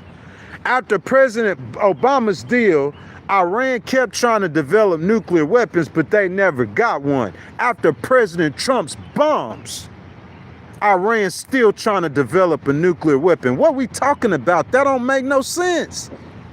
You listening to these old politicians with their old policies telling you to do some stupid stuff that's harming America that we done seen over and over. We seen this in Afghanistan. You not a tough guy.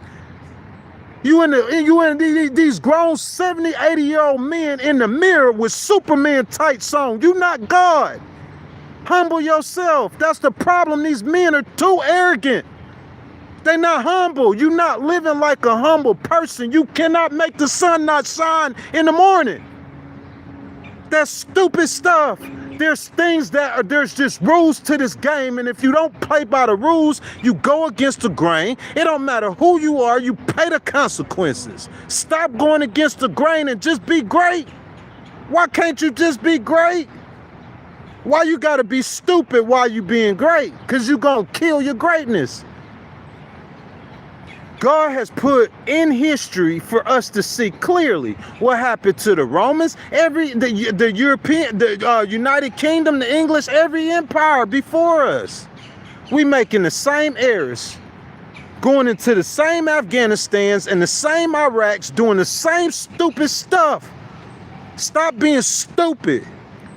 That's stupid. I don't care what you say, who you say got a big mouth. It don't matter, President Trump, you in a pickle.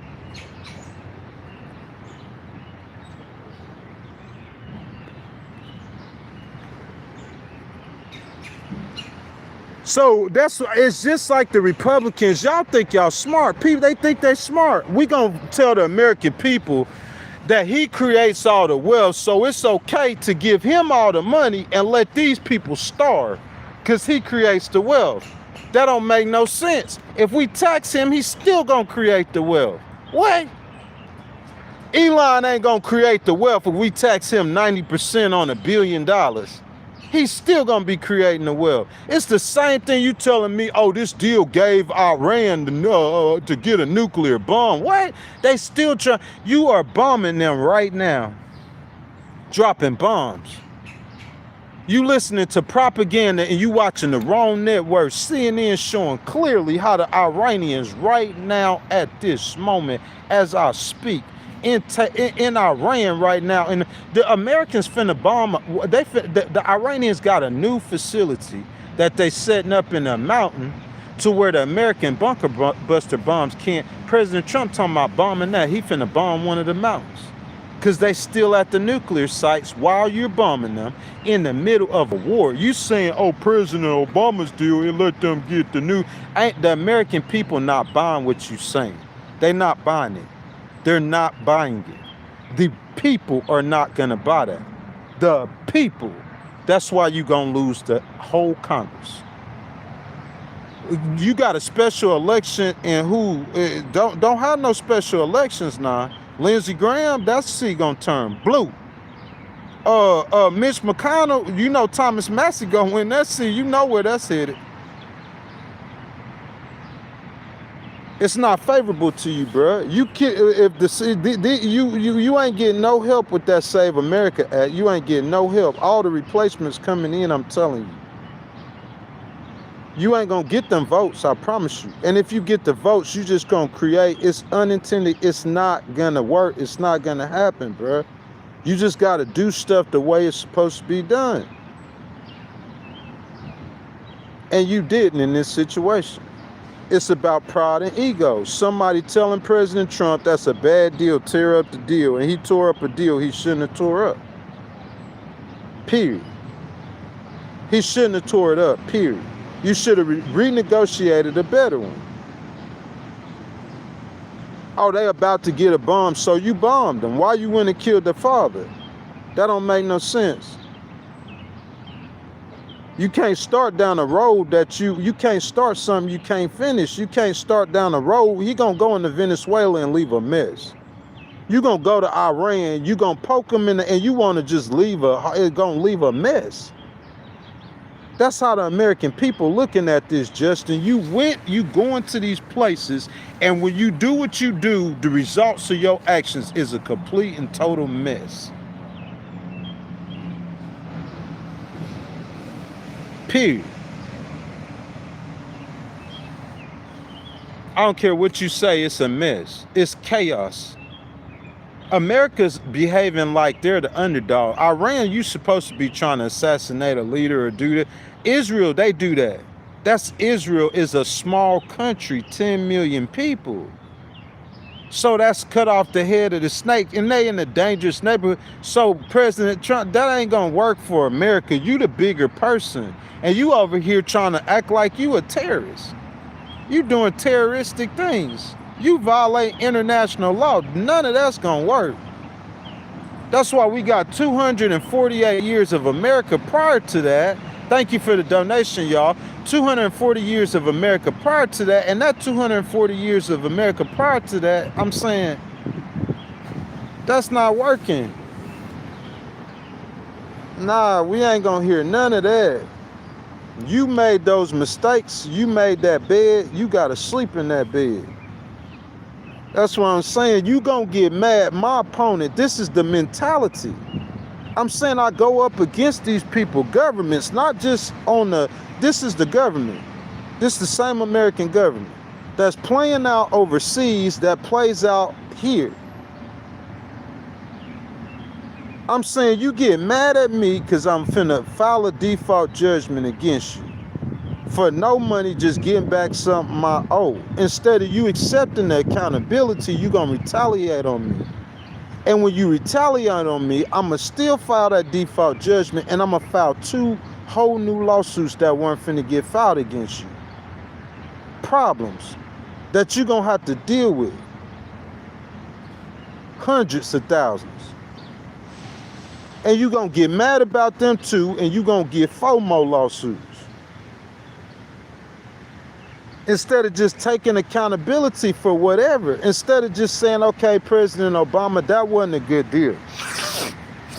But this is what we gonna do. Before I tear up that deal, I wanna sit down in the chair across from the Iranians, and I wanna try to renegotiate a new one, because I wanna see what President Obama had to go through. I'm saying a monkey could tell you that sitting down across the table from a terrorist is not gonna be like sitting down across the table from Elon. Elon is about money. You sit down across the table from Elon, it's going to be about money. A terrorist, Islamic terrorist, is not about money. This man had killed himself.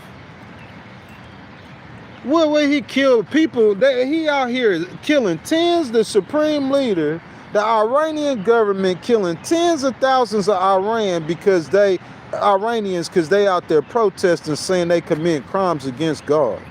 Crimes against God, tens of thousands of them executed. You got to be smarter than the 5th grader. So I know when I sit down across from this man, God King, once again, donations, baby, donations. Anybody want to donate to the channel, hit that button with the $ in it, and your donations are much appreciated. So I'm sitting across from this man. You gotta know, let me sit down at these tables and let me try to negotiate with them first before I throw away this deal. You just gotta have people who got the appropriate wisdom to be able to get this done. And if you care about everything else besides that wisdom, then you're going to get everything else besides that wisdom. This is the right wisdom. If I could give you the right wisdom on something you did wrong, I could give you the right wisdom moving forward. You lost focus of that nuclear situation. That Strait of Hormuz situation going to go on for a minute. You need to, in the meantime, handle that nuclear situation. So you could, if you want to leave the strait, however, at least you know they ain't got no nuclear bombs or ain't finna get none. But how you ain't got no inspectors going in? I'm saying for years. This Iran situation might date President Trump's whole presidency. It's a really good chance. Not a full-fledged war, we pray. But I'm saying him dealing with the situation, it might go across the rest of his presidency. Wars, and rumors of wars. He came in there at first trying to be a peace man and get the and put out all the fires, and then ended up creating one himself. Mr. T2 says, I work in artificial intelligence. The genie is out the bottle. It honestly will get worse. AI is almost smarter than a human now. Make money now because less than 5 years, it will get worse. That is facts. I want to say, since you said something about artificial intelligence, the American military, I was pleased to hear that in these new attacks against the Iranians, that the American military are using drones. Bravo, General Kane. Bravo. How about President Ghost Rider was up there with y'all? This is the conversations I would be having. You know what I'm saying? I go to my boy Elon. I say, Elon, what them humanoids looking like? Who got land drones? Where the land drones at? Y'all got land drones? Do you got humanoids? Do you got robots that carry weapons? Y'all got land drones? Who got the land drones? We not that advanced, because I'm going to go look for me some humanoids. I want to be the first person, the first military that attacked Cartel using humanoids, using drones. All drones. Go take the island with robots. That I'm talking about, I'm going to lead the world. Why you going to let Ukraine be the first country or some other be the first country that sends all robots or all drones in a military action? You see what I'm saying? Or if you can, listen, if the Cartel, if you can maintain the island with robots, you could let the Marines go take the island, and then you could maintain. You know how China got those robo-cops you can maintain with drones? Yeah, I'd be for that. But any Marines having to stay on Cartel, nah, I'm not for that. The Iranians gonna be targeting them every day. Just like the Iraqis in Iraq and Afghanistan, it was suicide bombs. This time it's going to be suicide drones. It's going to be easier for them. And they'll be more successful more times with drones. I want to see America integrate artificial intelligence and drones more into their military. America needs to lead the world with the drones. I'm saying, you think about the way that the Iranians will have a shot or chance at the Americans is with drones. Then yeah, I want to see the United States using drones. Hit them with drones, man. You know what I'm saying? If you could be precise, if you got the technology, the more artificial intelligence that you can use in these situations to minimize the American Marine or soldier or airman losing their life, then yeah, you want to use artificial intelligence as much as possible, in my opinion. Somebody says, after Trump canceled the funding before Ebola broke out, What you saying, Ebola breakout? What? Don't be talking like that, man. We don't need nothing like that, bro. If we have any kind of, I mean, COVID was bad, bro. I promise you, we don't need no Ebola kind of stuff. Like, we don't need nothing like that right now. President Trump got enough on his table. I'm saying y'all want to destroy him so bad, y'all gonna destroy us and the rest of the world. Don't destroy the world while you trying to destroy one man. Just wait those little 3 years out, 2 years out. We don't need no Ebola viruses right now in the world. That's crazy.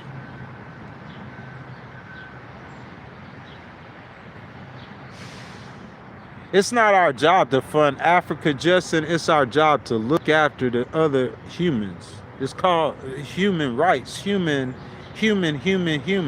If you the richest, that's, I mean, we're a Christian nation. We're a rich nation. You know what I'm saying? No one says we have to give Africa anything, but that's what we do. We look after our neighbors, our human neighbors, our humankind, humanity in general. As Americans, that's what we do.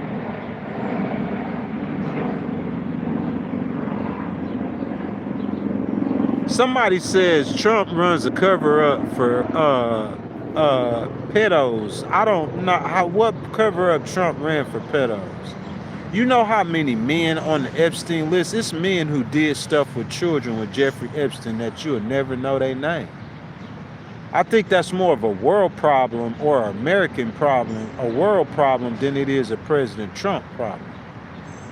Y'all act like it's just about President Trump. He was the president. He did a cover-up. Y'all didn't press Joe Biden on the Epstein files. Why y'all pressing President Trump so hard on the Epstein files?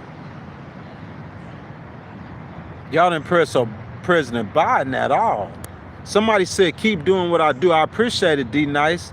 Y'all like D-Nice's donation, man. I'm just being real with y'all. Y'all didn't press President Biden on the Epstein files at all. Am I right or wrong? Not at all. So why you gonna make President Trump, like, I don't like that. I don't like the fact President Trump's name is on the Epstein files, but you can't make it seem like it's all President Trump the reason why the Epstein file. Come on, man, stop. Don't be a clown. That's the whole government that was doing that. I ain't trying to call nobody's names. Some of y'all Democrats, y'all feelings gonna get hurt. I'm gonna just tell y'all, it's as many Democrats on that Epstein files as it is Republicans. It's Democrats who don't want that stuff out either. You think the Clintons want to deal with some stuff that happened 40 years ago when President Clinton was trying to be a playboy? They don't want to deal with that either. It's a lot of Democratic names on that list. I ain't gonna call your name, but I know you. I know you on the list too. This ain't got nothing to do with just President Trump. That's y'all problem. Y'all too ingrained in y'all politics. Y'all can't see the truth. You too align with one side or the other. You can't see the truth. I'm going to give you the truth from the way I see it. And the way the American people see it, just not the way I see it. I have an opinion, the American people have an opinion. Most of the time, my political opinions align with the majority of the people because this is a representative government, and that's the way the Constitution says it's supposed to be. The people are supposed to have the power. We can't even look after the people we have here. What he said before that, Justin? Why is it always America's responsibility to fund the rest of the world? We have homeless here. It's not our responsibility to fund the rest of the world, Justin. But I'm saying there ain't nothing wrong with helping people who are starving if you got money to help them. As a government, we've done that for decades, and we've been blessed for doing that. And listen, you got 500 trillion tons of food. You already have it.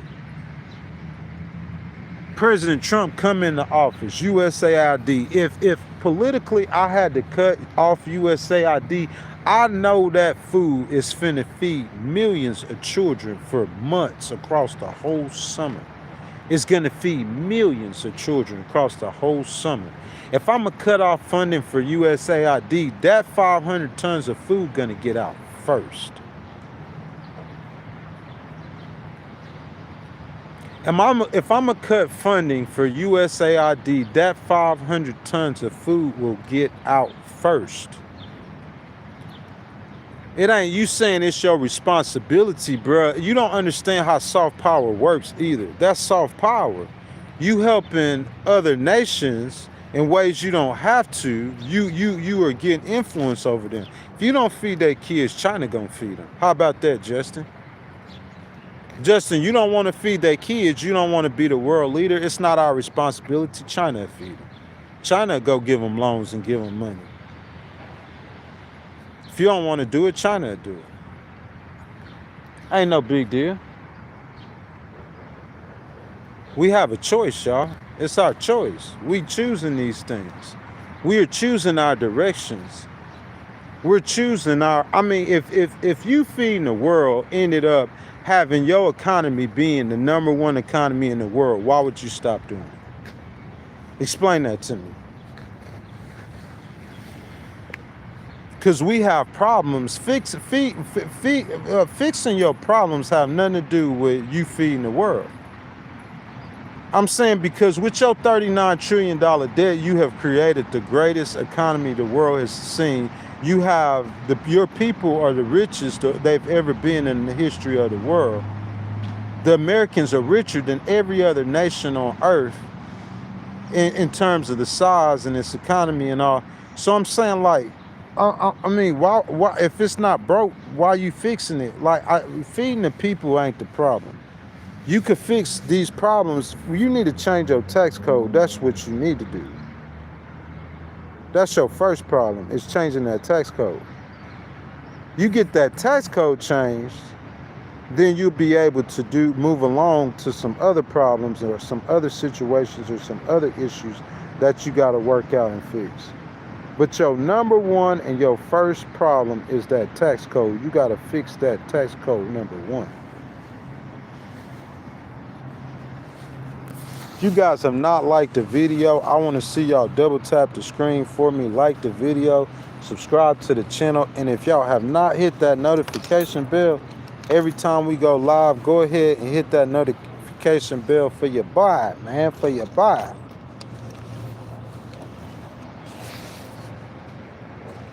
You said pro-pedo. I'm not a pro-pedo at all. Give me your proof that President Trump is a pedophile or what, a pedo or whatever. Give me your proof of whatever you saying. Give me your proof. Give me your evidence.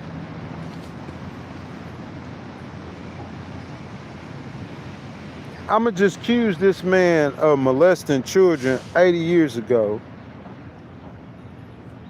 Is he wrong for having, I'm saying the girl who's sitting in his laps on the pictures you seen, I'm saying, like, you got proof of how old they are. Okay, we could prove it. I'm saying you had proof. Where your proof at that the man or whoever has sex with children? You got to have the proof. What happened to Prince Andrew? They had the proof on him. What happened to him? You just get the proof. If you ain't got the proof, then sit down and shut up. You gonna hold, listen, I'm gonna hold something. Listen, you got accused, a man got accused of murder. Don't get me wrong, he is all the way wrong for getting himself in that situation for being accused. Do I think O.J. Simpson murdered Nicole Brown Simpson? Without a doubt. If he didn't murder her, I believe he was there. He was complicit, had something to do with it. Facts.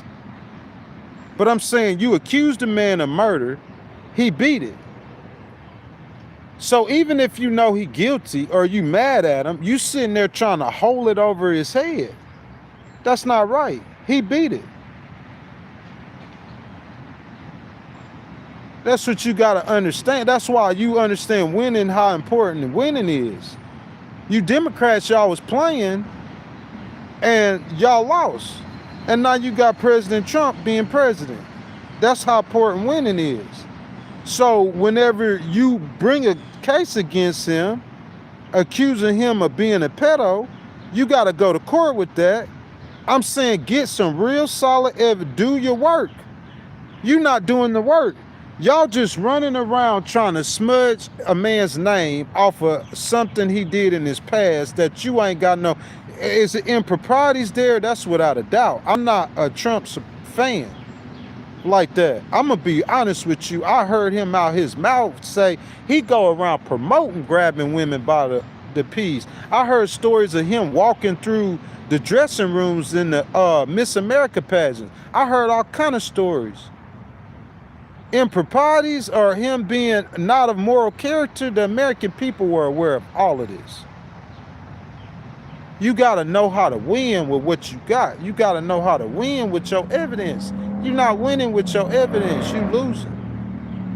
Beat him. If you saying he really is that, it's a shame.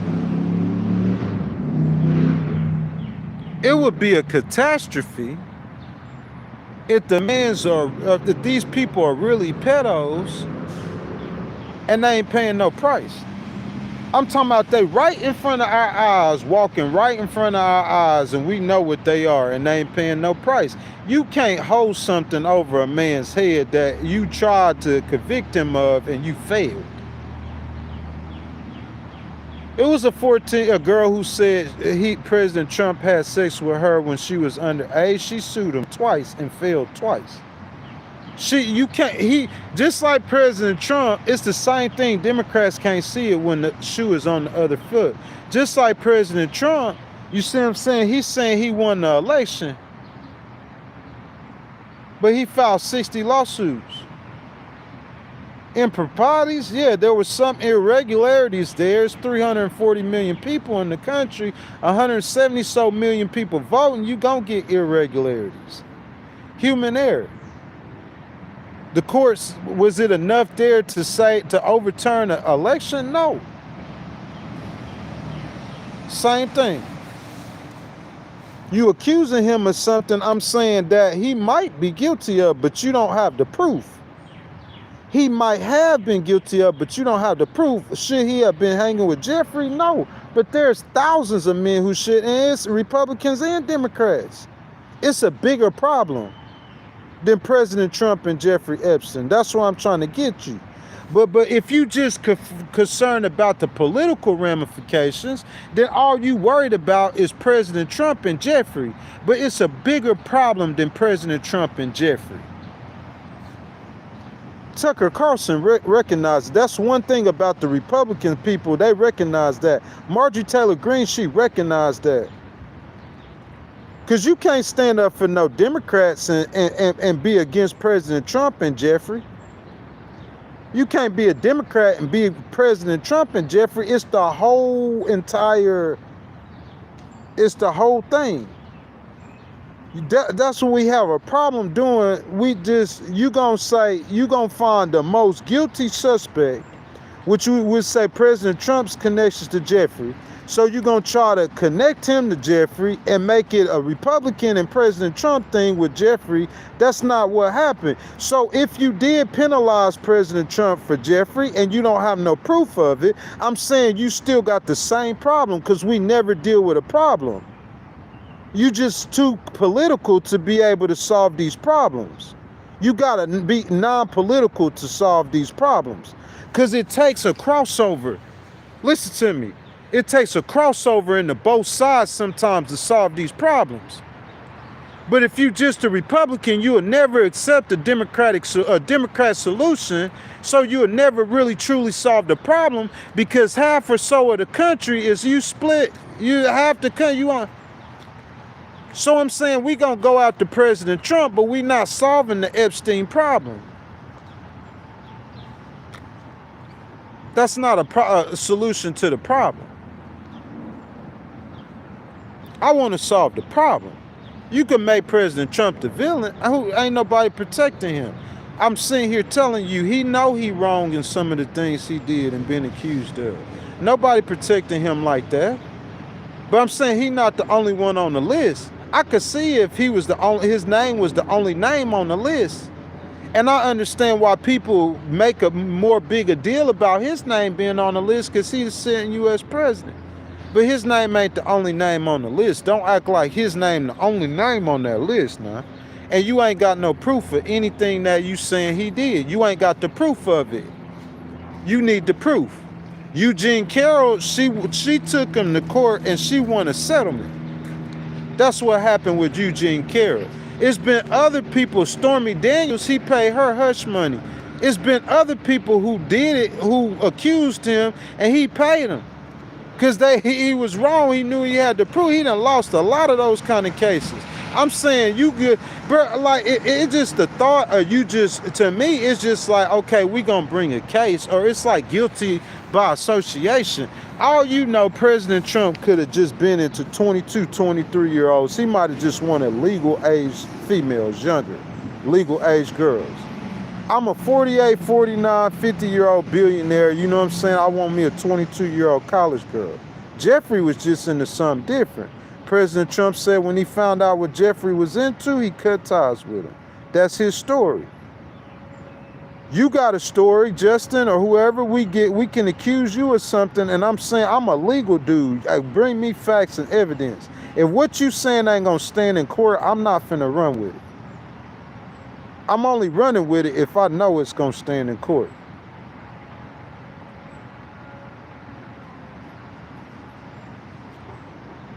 That's what America is about. You guilty until proven innocent. You making this man guilty, saying he protecting what? So what Joe Biden was doing whenever, cause you ain't never said nothing to Joe Biden about no Epstein list. And Joe Biden didn't say, hey, listen, I'm gonna bring out this Epstein list because, you know what I'm saying, you got all these Republicans on here that be molesting children. It's an American problem. That's what y'all don't understand. It's the same bird, you just got two different wings. It's the same coin, you just got a heads and a tails, but it's still the same quarter. It's two different parties, but it's the same nation.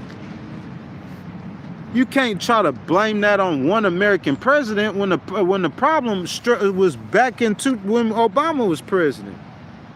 The problem been going on for a minute.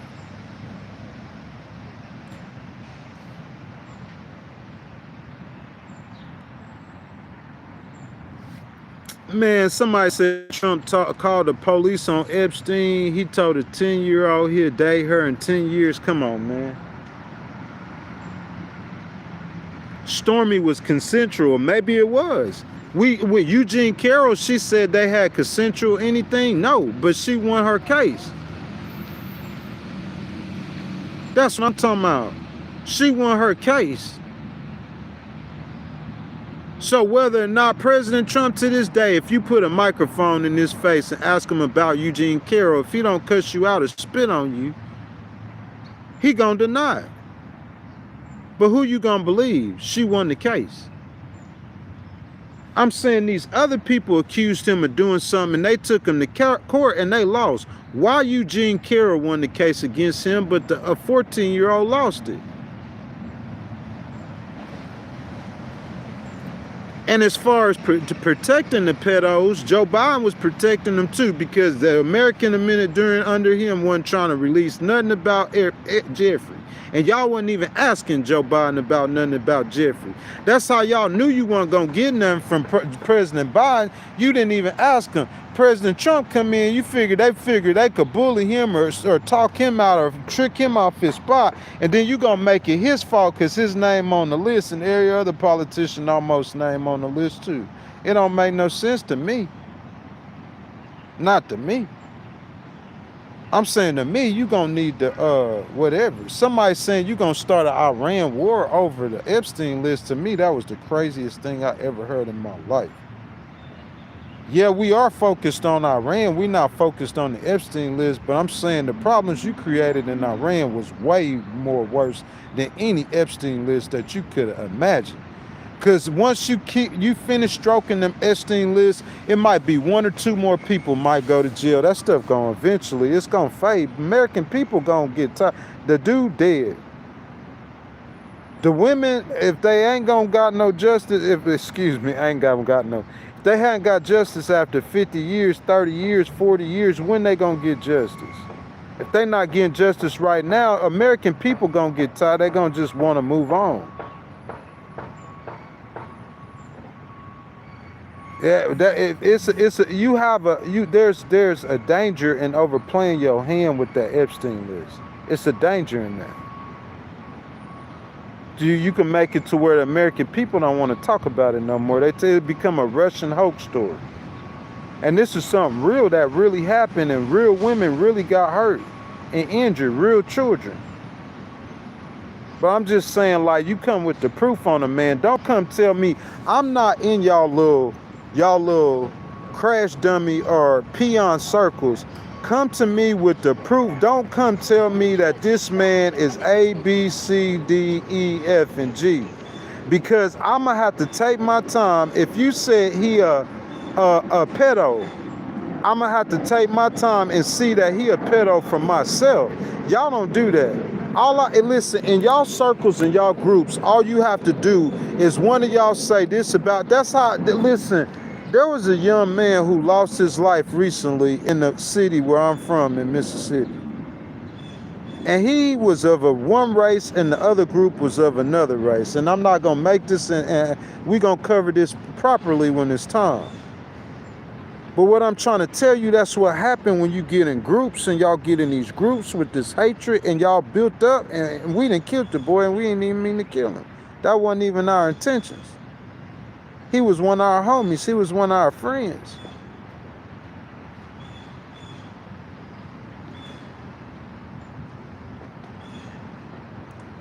Trump is literally saving the world. If you think so, some people believe so.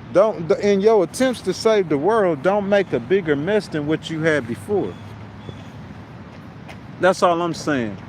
In your attempts to save the world, don't make a bigger mess than what you had before. Yeah, he was besties with Epstein, and but he cut that off. That's what I'm saying. Listen, you not gonna come to me and tell me that this dude right here is a racist and I just believe you. I'm gonna have to look into it or see it myself. When you tell me that, I'm gonna put it in my mind and I'm gonna store it, but I'm not gonna hold it as its truth. Or I'm not gonna believe it like just because you said it. I need to see some proof or evidence of what you're saying for myself. I have to verify. Hear, verify, then trust. Hear, verify, then trust. I'm not gonna hear and then trust and then try to verify what you're saying. That's how you end up being a peon or a crash dummy. A peon stand for nothing and they fall for anything. They don't stand for nothing and they fall for anything. So if you might just hate this dude right here. So you might just be influential and y'all done started a rumor on this dude, and now you got all of us over here. We hate this dude because of something you saying. And you saying he A, B, C, and D, and he might not be none of it. Bring me the proof and the evidence. 1090J. Y'all know some of y'all might be familiar with that. He going around saying that people are they testifying and they informants. You got to bring me the proof and the evidence. You can't come telling me something as important as this man a pedophile and y'all in politics and you ain't got no evidence of it, and every attempt you tried to bring the charges on him has failed. Yet and still, he's been president before and a woman has sued him for sexual assault and she was successful and got successful judgments. So don't tell me that you can't be successful when he was president. The man was president and was not president before, and before he became president again, and most people knew he was going to become president again, and she still brought charges on him successful. So don't tell me it can't be done. But the other ones, they were not successful. You can't, bring me the proof. You want me to believe that the man is A, B, C, and D. That's some serious stuff you talking. So to make me hate him like you hate him, I need proof. Because they walk around saying stuff about me all day, every day that either is one, in my past, or two, is not true. And the rest of the crash dummies in the area, they don't even question what they being told. If you say that this guy is A, B, C, and D, they might not never seen or met him before, but they take for fact what that person is telling, that he's A, B, C. I don't do that. If somebody tell me something about you, I need to see that for myself. If it's true, I'm going to see it. I don't care how much they fake, because I have the ability to read and look through people. But I'm saying I want to see that for myself, so I know that this person Now, in situations where this person then came and told me 1,000 times that someone is A, B, C, and D, then more than likely I'll take what they say at face value, but I'm going to still do some kind of verification. I'm going to still want to see some kind of proof of what he's saying. Even listen, in a system that you have, say that you creating Teslas, they have the same process that they create every single Tesla coming down that assembly line. And the last 5,000 Teslas that we created over the last few days have all tested safely. We're using the same process to create these next 5,000 Teslas. So we don't have to test whether or not they come out safely. Nah, we still gonna test every single car to make sure it comes out safe. You gotta verify almost every single thing somebody tell you, even a person who's told you the truth 1,000 times. Because the Bible, God says, trust no man. That 1,001 time will be a lie. Because you know every man lies. That's facts. Include myself. I know I lie 99%, less than 99% of humans, but I still lie sometimes. So I'm saying I might have told you the truth 1,000 times, that 1,001. That's what I'm saying. Every time somebody tell me something, I'm almost have to verify for myself. So I'm saying you might have told you, and you know the media and all this stuff, they be lying. So you saying that dude A, B, C, or D, but we ain't had no way to verify none of that for ourselves. I'm not finna just believe that. You gotta come with your evidence. Give me some solid proof and evidence that he is what you said. Are these people what you said they are? Are they undesirable? Are they hungry? Are they made mistakes? All that stuff you saying, I'm not disagreeing with none of what you saying. I'm just saying in order for you to make me hate him, I'm not going to say I hate a pedo because God said, but I strongly despise him. If for you to make me despise him, you're going to have to show me that he's guilty of what you're saying he is, because those are some serious allegations. That's all I'm saying. If you guys have not liked the video, go ahead, double tap the screen for me. Like the video, subscribe to the channel. Make sure you guys hit that notification bell, guys. This morning, we have been streaming for 2 hours. Episode number 83 of the Tax the Rich Tour. This is like my 17th day in a row streaming. 17 days straight. Every single day. Tax the Rich Tour, baby. Get it in. Get the work in.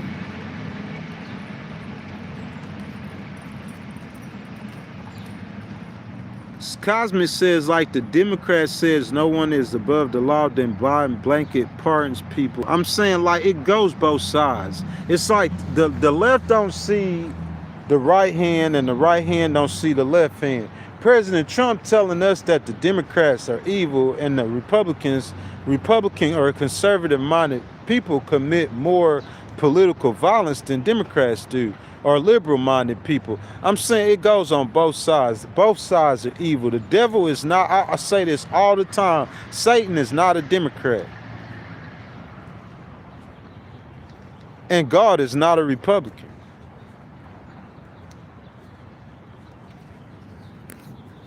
Every Democratic and every Republican president needs a ghost advising them. An independent, free-thinking, free-minded, nonpartisan, I'm very political, but it's not affiliated with any party. Some people will look at my Revised America plan, which we're going to talk about on Saturday. And I got a vlog, Tax the Rich number 9 coming out on that on Saturday. Some people will look at that Revised America plan and look at that and say, hey, this man talking about taxing billionaires 90% and taxing millionaires 60%. He's a progressive. But if you look at the plan close enough, it's not really very specific and detailed in the numbers. I'll do that over time if I had to. If you look at the plan close enough, I say that, hey, the billionaires could get a tax break if they create a certain amount of jobs and those employees maintain those jobs for at least 180 days. You'll give a billionaire a tax break. Yeah, ghostwrite. Yeah, I believe in that. Yeah. I ain't talking about no Trump tax cut. I'm talking about cut the throat, no tax. See, you layered it. Elon, you want to triple your workforce, you don't have to pay no taxes. Them people got to stay employed, or you got to keep those numbers employed. You gonna stimulate my economy. Down there in Austin and Texas, it'll be constant hiring of people. He'll be busing people in, flying people in from over the world already, dude, to work for him. Same thing with GM. Y'all want a tax break, y'all gonna pay 90% on $1 billion. If you want a tax break, you gotta create hundreds of thousands of jobs and maintain them. You gonna pay that much money. You're not gonna make $1 billion and pay out 100 million and pocket 900 million. Nah, not under my watch. If you want to pocket the money, you're going to be creating jobs. You're going to have Americans employed, or you're going to give that money to the government. One of the two. You say, I believe in the American government. Well, then, hey, tell them to hire me. It's one of the two. You're going to give it to the people, or you're going to give it to the government. One of the two.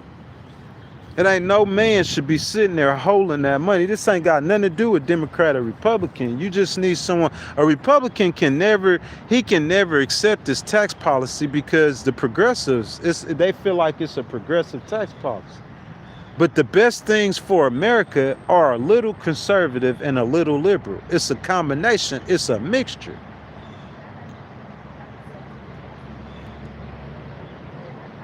In the Bible, God calls it a balance. It's a balance. It's a mixture of progressive and conservative policies together. Those are the best policies for the United States. What's a pump and dump? No, I don't believe in trickle-down economics. It don't work. What's a rug pull? What rug pull? Oh, you mean trickle-down economics is a rug pull? If that's what you believe, if you feel like a rug pull, you know what I'm saying? If that's what you think it's gonna be a rug pull, that's what I'm saying. Like, you gotta focus. You focusing on pulling a rug, but you gotta deal with that rug that you pull. There's gonna be consequences and results for pulling that rug, and you're gonna have to deal with them for years. That's what's happening in Iran. You could pull the rug on the supreme leader, but what ends up happening? You in a worse situation than you was if you didn't pull the rug. I don't know about that rug pull though. You just got to know what you're doing. If you don't know what you're doing, then you're gonna make it worse. Whatever problem you have, you're gonna make it worse. I promise you. You're not gonna solve nothing.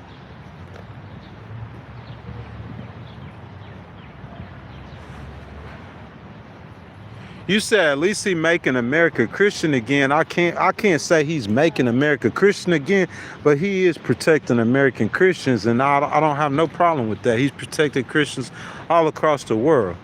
That is a good thing. But don't destroy the world while you're doing that, while you're trying to make things better. Don't make it all worse. Hire you some people who know what they're doing. That's what you do. You say, is it okay to show their face? I'm not sure, but I'm saying, like, I don't see why it isn't. This is a public place. I'm not filming for, you know what I'm saying, it's a live stream in a public place. You know what I'm saying? I'm not really showing their faces. Like, I'm just walking in a public place on a live stream. You know what I'm saying? Like, I don't think there's no laws against that. You said Christian nationalists, yeah. Christian nationalists make up a lot of America. Well, I'll say a lot of the Christian nationalists, they got behind President Trump. They make up a big percentage of the Republican Party and the MAGA movement, and they will continually for the time being moving forward. You see what I'm saying? I don't think they're a problem. I think the way that you present the political solutions is the problem. I'm saying you can't govern, you cannot act like you're governing in a time. That's the mistakes the humans are making. Look, this is what I believe. Some of y'all not gonna believe what I believe, and that's understandable. So what I believe is, I believe that as far as America goes in the Western world, I believe that Hebrew law is the first law that we recognize. Listen to me. What I'm telling you right now will be really profound, especially for people who are into politics and who are Christians. I believe that the Hebrew law is the first law that, if you recognize that law, okay, so that's the same law that the nation of Israel lives under. It's like an Old Testament law. If you look at the Quran, the Muslims still living under pretty much what would equate to an Old Testament law. It's old rules that they believe that God gave them through Abraham, okay? Tell me where I'm wrong. Now, the Americans live under what is a New Testament law. The Western civilization live under a New Testament law, where it's about Jesus Christ, where things were different. You turn the other cheek. That's where you get democracy from. Listen, Jesus, y'all might not understand social justice, but Jesus taught social justice. You might, it seems weird because it seems like the Democrats, that's a trick of the devil to confuse us. It's like the Democrats are the ones who promote a lot of social justice things, but those things are in line if you guys understand and have read your Bible with what Jesus is teaching. It's just that the Christian nationalists don't align with the Democratic Party, which I understand because of their support for abortion, transgender rights, and gay marriage, along other stuff. But I'm saying, if you don't look at economic issues, listen, a lot of Christian nationalists, they believe in the economic policies the Republicans do just because they don't want to support a party who supports transgender rights or support two men getting married. You see what I'm saying?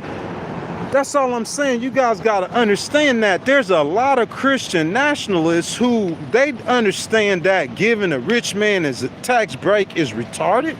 There's a lot of Christian nationalists that understand that, I mean, you know, the rich man create the wealth, so I'm going to give him a tax break like he ain't going to create the wealth if he had to pay more money. They understand all of this. You know what I'm saying? They might believe in small government and personal responsibility, but most Christian nationalists, you could get them to support a tax plan to tax the rich, especially the ones that are poor. You just can't be going around promoting policies like two men getting married. You just can't be going around promoting policies like a 5-year-olds having a sex change. That's the Christian nationalists. That's their whole hang up with liberals in the Democratic Party. I promise you, that communism stuff, they'll get over that. Them saying that that Mandami's a communist, they're gonna get over that. I promise you. I'm saying, and listen, if you take him to, if you take a candidate like a Barack Obama, you know he a black man, so you know he gonna get a lot of love down south, a lot of black Democrats. If you take a candidate like Zoran Mandami, you see what I'm saying? Even if you put him in the South, see, I'm from the South, so I understand and recognize this. He can do good. He can do well. I'm telling you, Tellerico is gonna be Tellerico is an experiment with this, because Tellerico in Texas, he's a young 39-year-old Christian minister, okay? At the same time, he promotes a lot of progressive policies. Tellerico, is her Gina Hinojosa, she running against Governor Abbott down in Texas. She talking about giving all Texans $1,500. You see what I'm saying? That's how you gonna get those black people to come out and vote. That's how you gonna get the minorities to vote. Texas is a majority minority state. That's facts. And if you promising to give them money, that's how you get them to come out and vote. So all I'm trying to say is they'll go vote for a Democrat, but you cannot be promoting the pot. If James Tellerico is running, you running that we gonna overturn Roe v. Wade, I don't think you gonna do well in the South. I just don't think you gonna do that. I think the Democrats do better. Like, listen, they asked President Obama. I remember this. President Obama says that he believes in the right for a man to choose to marry another man. To all the Christians, he off the table. That's what, in the South, as soon, that's what put you out. I'm talking about, it's all the, listen, those hardline Christian nationalists, as soon as they put the camera in front of his face and he say he think it's okay for a man to marry another man, them Christian nationalists, they gone, they running. That's what I'm saying. But the thing Obama said is that he said, but I believe that marriage is between a man and a woman. Why wouldn't I say that? Unless you Pete Buttigieg. If I'm married to a woman, then obviously I believe that marriage is between a man and a woman. So if I'm a Democrat, see, if I was Tellerico, that's how, if they gonna ask Tellerico that question. Facts. It's social politics in America. You gotta understand that. So what happens is Governor Abbott, he comes out on TV and he says, oh, he supports 5-year-olds, allowing 5-year-olds to get sex changes and go in the little girl's bathroom. He a weirdo. That ain't what Texas wants. See, that's what is the difference in what plays in New York than what plays in the South. The difference in what plays in Los Angeles than what to play in Memphis. The difference what play in the blue and what's playing in the red. I'm saying the difference. Listen, I heard Stephen A. Smith. He said that he was an independent. He said he is for conservative financial issues and he supports socially progressive issues. But I'm saying that if y'all talking about Christian nationalists, the main problem that they have with progressives or the Democratic Party is social policies. I'm from the South. I understand this. I know this. I've told y'all how I feel 1,000 times, tax the rich. I believe that rich men should pay higher taxes. And at the same time, I believe billionaires should pay higher taxes.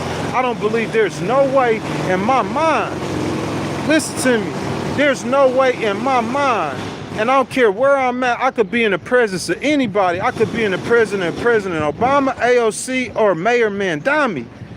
Because just like I'm going to hear him speak, and I'm going to respect how he feel, I'm going to expect him to hear me speak and respect how I feel. In no situation, if my 5-year-old came to me and said they wanted to smoke some crack, what I'm going to say? My 5-year-old said he wanted to hit the crack pipe, Daddy. Man, shoot, I went over to little Julia's house and we went in the room and Daddy, I want to hit it. Your little 5-year-old come and tell you he want to have a sex change. What you gonna just your 5-year-old running your house? That's what I'm saying. What don't make sense to the American people. Oh, we can't allow children to, so you gonna let your 5-year-old, my 5-year-old boy tell me he wanna be a little girl. When he come in that room, I'm talking about I'ma slap the black off his face onto that wall. That's how we get down in the South, bro. Listen, in Texas, in the state of Texas, if President Trump spent more money on the fact that the Democrats support transgenders at the end of his campaign than he spent on anything else. He wasn't talking about immigration. He wasn't talking about the economy. I'm talking about at the end, the money he was spending was on the fact that Democrats support, because even though, look, the Democrats in their mind, they bleeding hearts and they want to help everybody. But the American people, the average American people are looking at this and telling me, you gonna let my 5-year-old, that don't make no, listen, the Democrats are the ones that always introduce the new stuff to the people. They told us that 2 men gonna get married. What? Bro, you know I could never support that. You know how, bro, I think the greatest thing that God created for a man was a woman.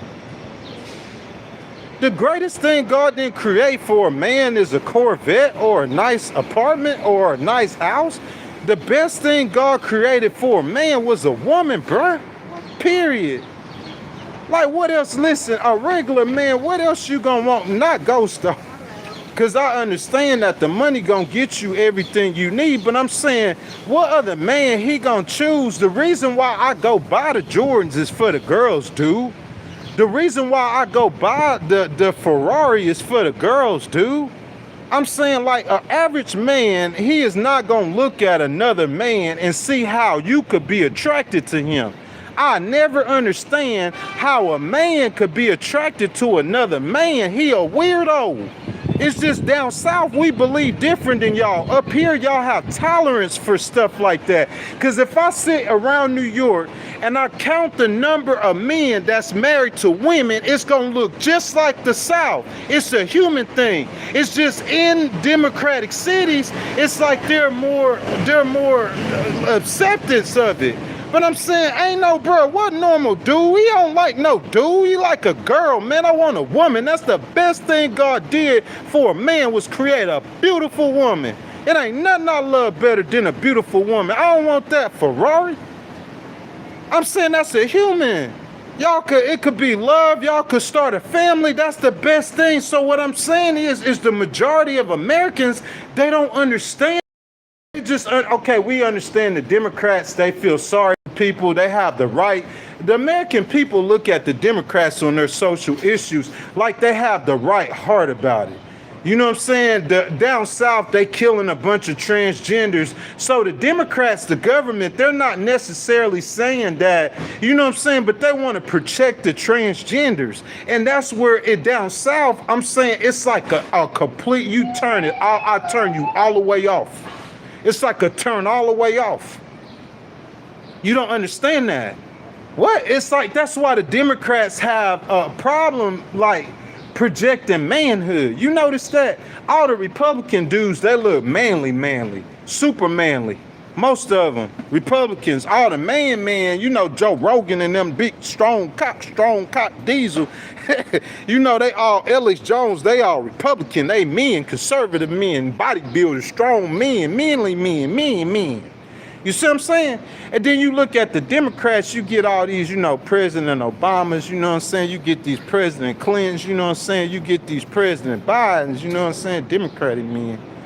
And then VP Harris, she got a problem with getting men to vote because the Democrat, they looking like you soft, girly. Like, that's what I'm saying. It's all to do with social issues. It's all social issue. If you are supporting two men tongue kissing, then as a man, you just look like you softer than the other dude, because to me, that's like some kind of, like, you a freak. I'm not finna look, I'm just, bro, it's hard. And I'm saying, I'm a civil rights. If you discriminate against a gay person, I'll sue you faster than a gay lover. That's the thing about me. My opinion is different than what the exercise of what I know the law is. My opinion is different. The law, because I'm saying, if it's just me, I would be a bully too, and I'm going to pick on this dude too. You like another man, bro. Something wrong with you. Ain't two male lions can't bring no cubs into the world. That's the goal for humans to survive and for mankind to continue, is that you got to bring forth life. Two male lions can't bring no cubs. That ain't got nothing to do. I'm talking about, it's just nature. That's what the Bible says. It's against nature. It's you changing the natural use of a woman. Men with men. What in the world would I could stop you and show you this woman, even the ugly ones. She got everything I need to make myself happy. So I'm saying, how could I look from a woman and look at a man, bro? I don't understand the mentality of a dude who could be attracted to another dude over a woman. I don't get that. I never get that. And to us in the South, that's weirdo stuff. That's enough to make somebody think you a weirdo. Once he labeled you a weirdo, who gonna want to fool with you? Listen, who that dude VP Harris picked? You know, he sound cool, you know, Tim Walz. Oh, weirdo, you sound cool, weirdo. You sound cool. You could say President Trump a weirdo. He might be. I don't know. That's your opinion. But I'm saying, I know President Trump don't believe in letting your 5-year-old come up to you and tell you he want to have a sex change. That's weirdo. The American people view that as weirdo stuff. I mean, think about it. You got to get the Democrats to swallow that. What black mama you know her 5-year-old? I don't care where you at. Her 5-year-old come up to me and tell me I want to be a little girl. And you gonna convince me in my mind I'm supposed to be accepting of that. I'm a black man from the South. We'll never accept that, boy. Never. We don't understand that. Once you start talking that weirdo stuff, that's where in the South, they start breaking for you hard. I know they'll break for you up here. That's what President Trump did. Hey, listen, all them people, they support the weirdo stuff. That's weirdo stuff. A little, you thinking it's okay for a 5-year-old to become a little girl? Cause he come in the room, bro, you know every child plays with girl toys. Y'all know children go through that, right? You know little boys have their moments where they play with girl toys. They go through that. Every little boy goes through that. They probably looking at the girls' toys and they wondering, why can't I play with them or the girl? Every little boy has picked up a Barbie doll. Every little boy, 3 years old, 4-year-olds, you train the children that you or your gender is a male. That's where you came out my womb as your mama. You train him, this is the behavior of men and this is the behavior of women. And we get in a situation to where we don't even know what a woman is and what a man is. America say we can't do that. We ain't with none of that. That's that weirdo stuff. I'm going to give it to you real and raw. I get on the Republicans and what they believe and that stuff they believe and be talking and teaching and the craziness. And the Democrats on social issue, I promise y'all, if you want to win in the South, James Tellerico, like, listen, man, I don't operate with my party. Listen, Ghost gonna win. People who know me know I'll win. I'ma break with my party. If I register as a Democrat, I never support you allowing your 5-year-old to have a sex change when he having a moment. If they up there picking on my little boy and they calling my little boy a girl, then I know I need to work on toughening him up and I need to go to the school and slap some of these people at the school for harassing a little child. But that's what kids do. But hey, I'ma just have to go in there. Listen, instead of me allowing my boy to have a sex change, they gonna be putting me in jail for being at the school slapping one of them kids or slapping one of their parents. I've been and went upside one of their parents' foreheads. Pulled a machete out on one of his parents. Pulled a machete out on that boy daddy. Told him I'd cut that boy in half with this machete. 5 months pregnant now. That's what I believe in, man. I believe in, there's different ways to solve this problem. And I think that's the whole hang up. I saw that comment, Christian nationalism. And that's why, a lot of people in the South, they don't, you helping them be Christian nationalists. You creating Christian nationalism. Democrats, y'all got unintended consequences too. You creating Christian nationalism by allowing children, 5-year-old boys, to turn into 5-year-old girls. American people, they don't know how they feel about that. They not really with all that stuff.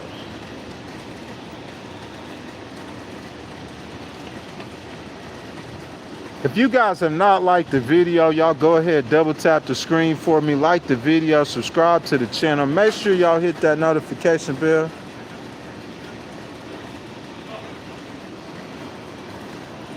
We believe in Satan. How can you not believe in Satan? You got to understand that's the balance. Everything in life is a balance.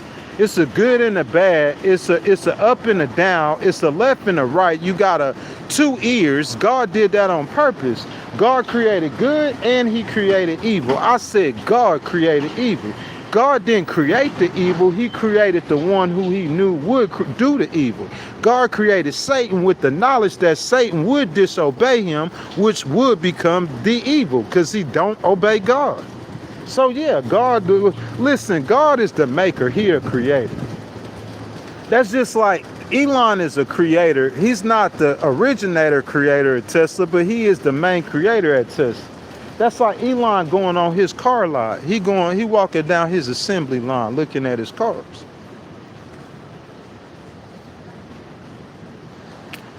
He come to this Tesla, he said, hey, ain't those the lights we had last year? I want to change them lights. I don't want them lights no more. You see what I'm saying? He get to decide.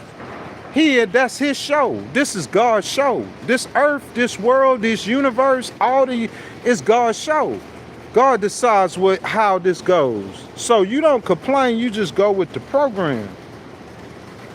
And that's what God did. He created.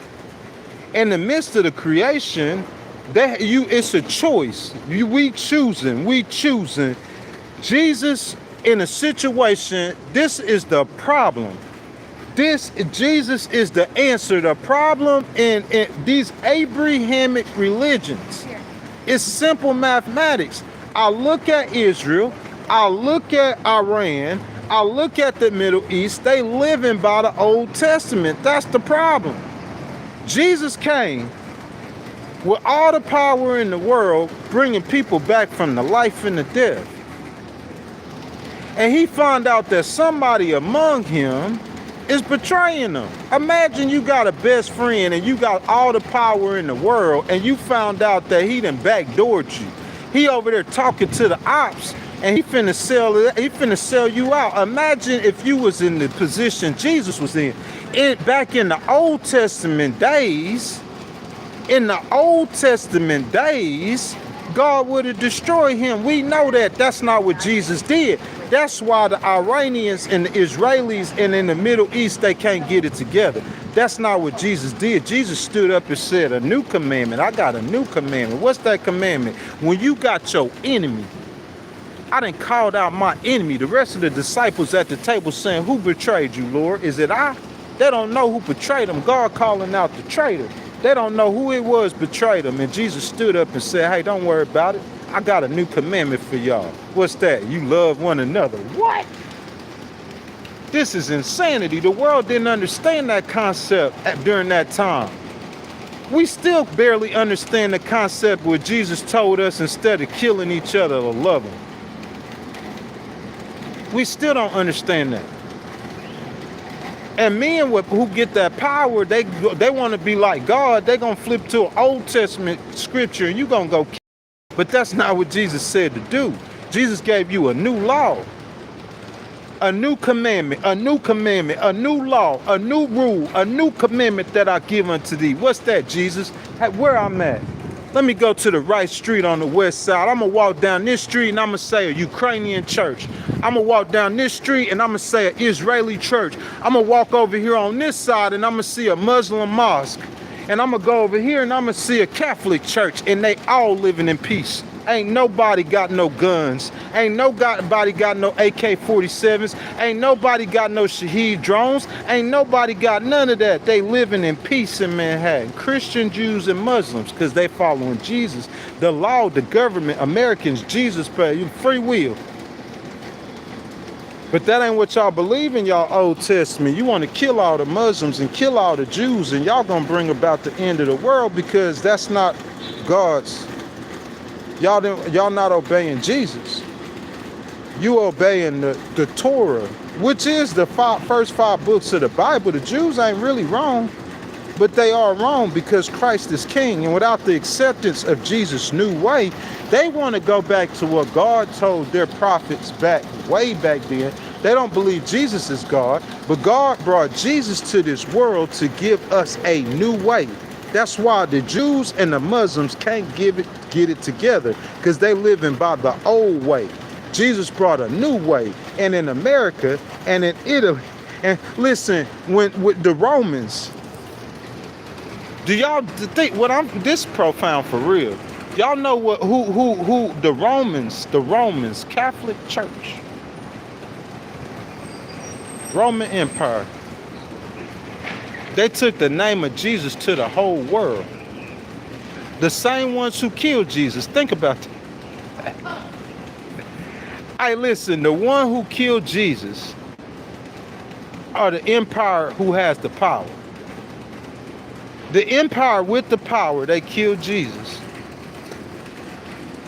And then they become the empire with the power that takes the name of Jesus to the entire world. The Jews didn't get it though. They're still living by the Old Testament and they can't get it together. The Iranians ain't get it, and the middle they can't get it together. But in America, living by what Jesus taught, peace and prosperity for all of us. Surviving the government issues, I always do. We need to. We all need to. Outside of government facilities, ain't nobody care what kind of facility you in, government or not. You gonna follow that U.S. law. You gonna follow that U.S. law. I don't care who you are. You gonna follow that U.S. law. You gonna follow that. I don't care who you are. I don't listen to me. You get that wax out your ear. I'm an ACLU dude. I'm an ACLU type. I'm a Benjamin Crump type dude. You gonna follow that U.S. law.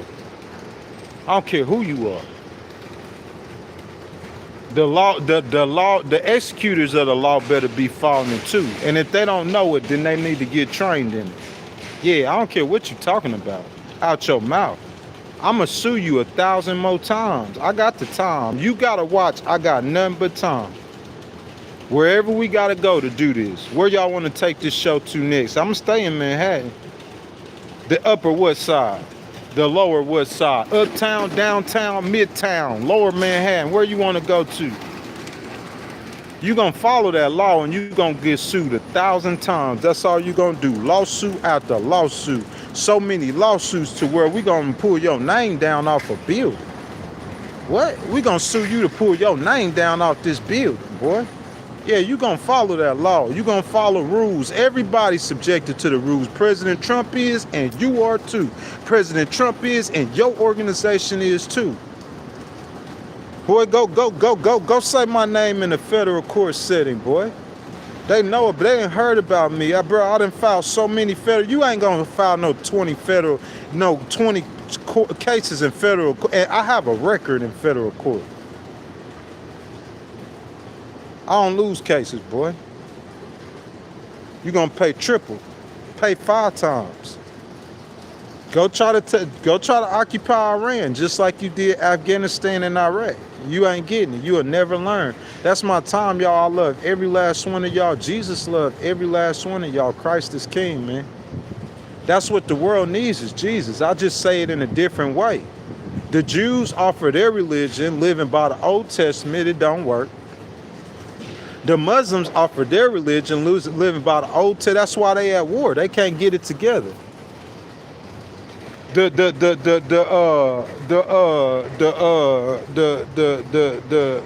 is the Chinese and they communism and the Russians and they communism? It ain't working.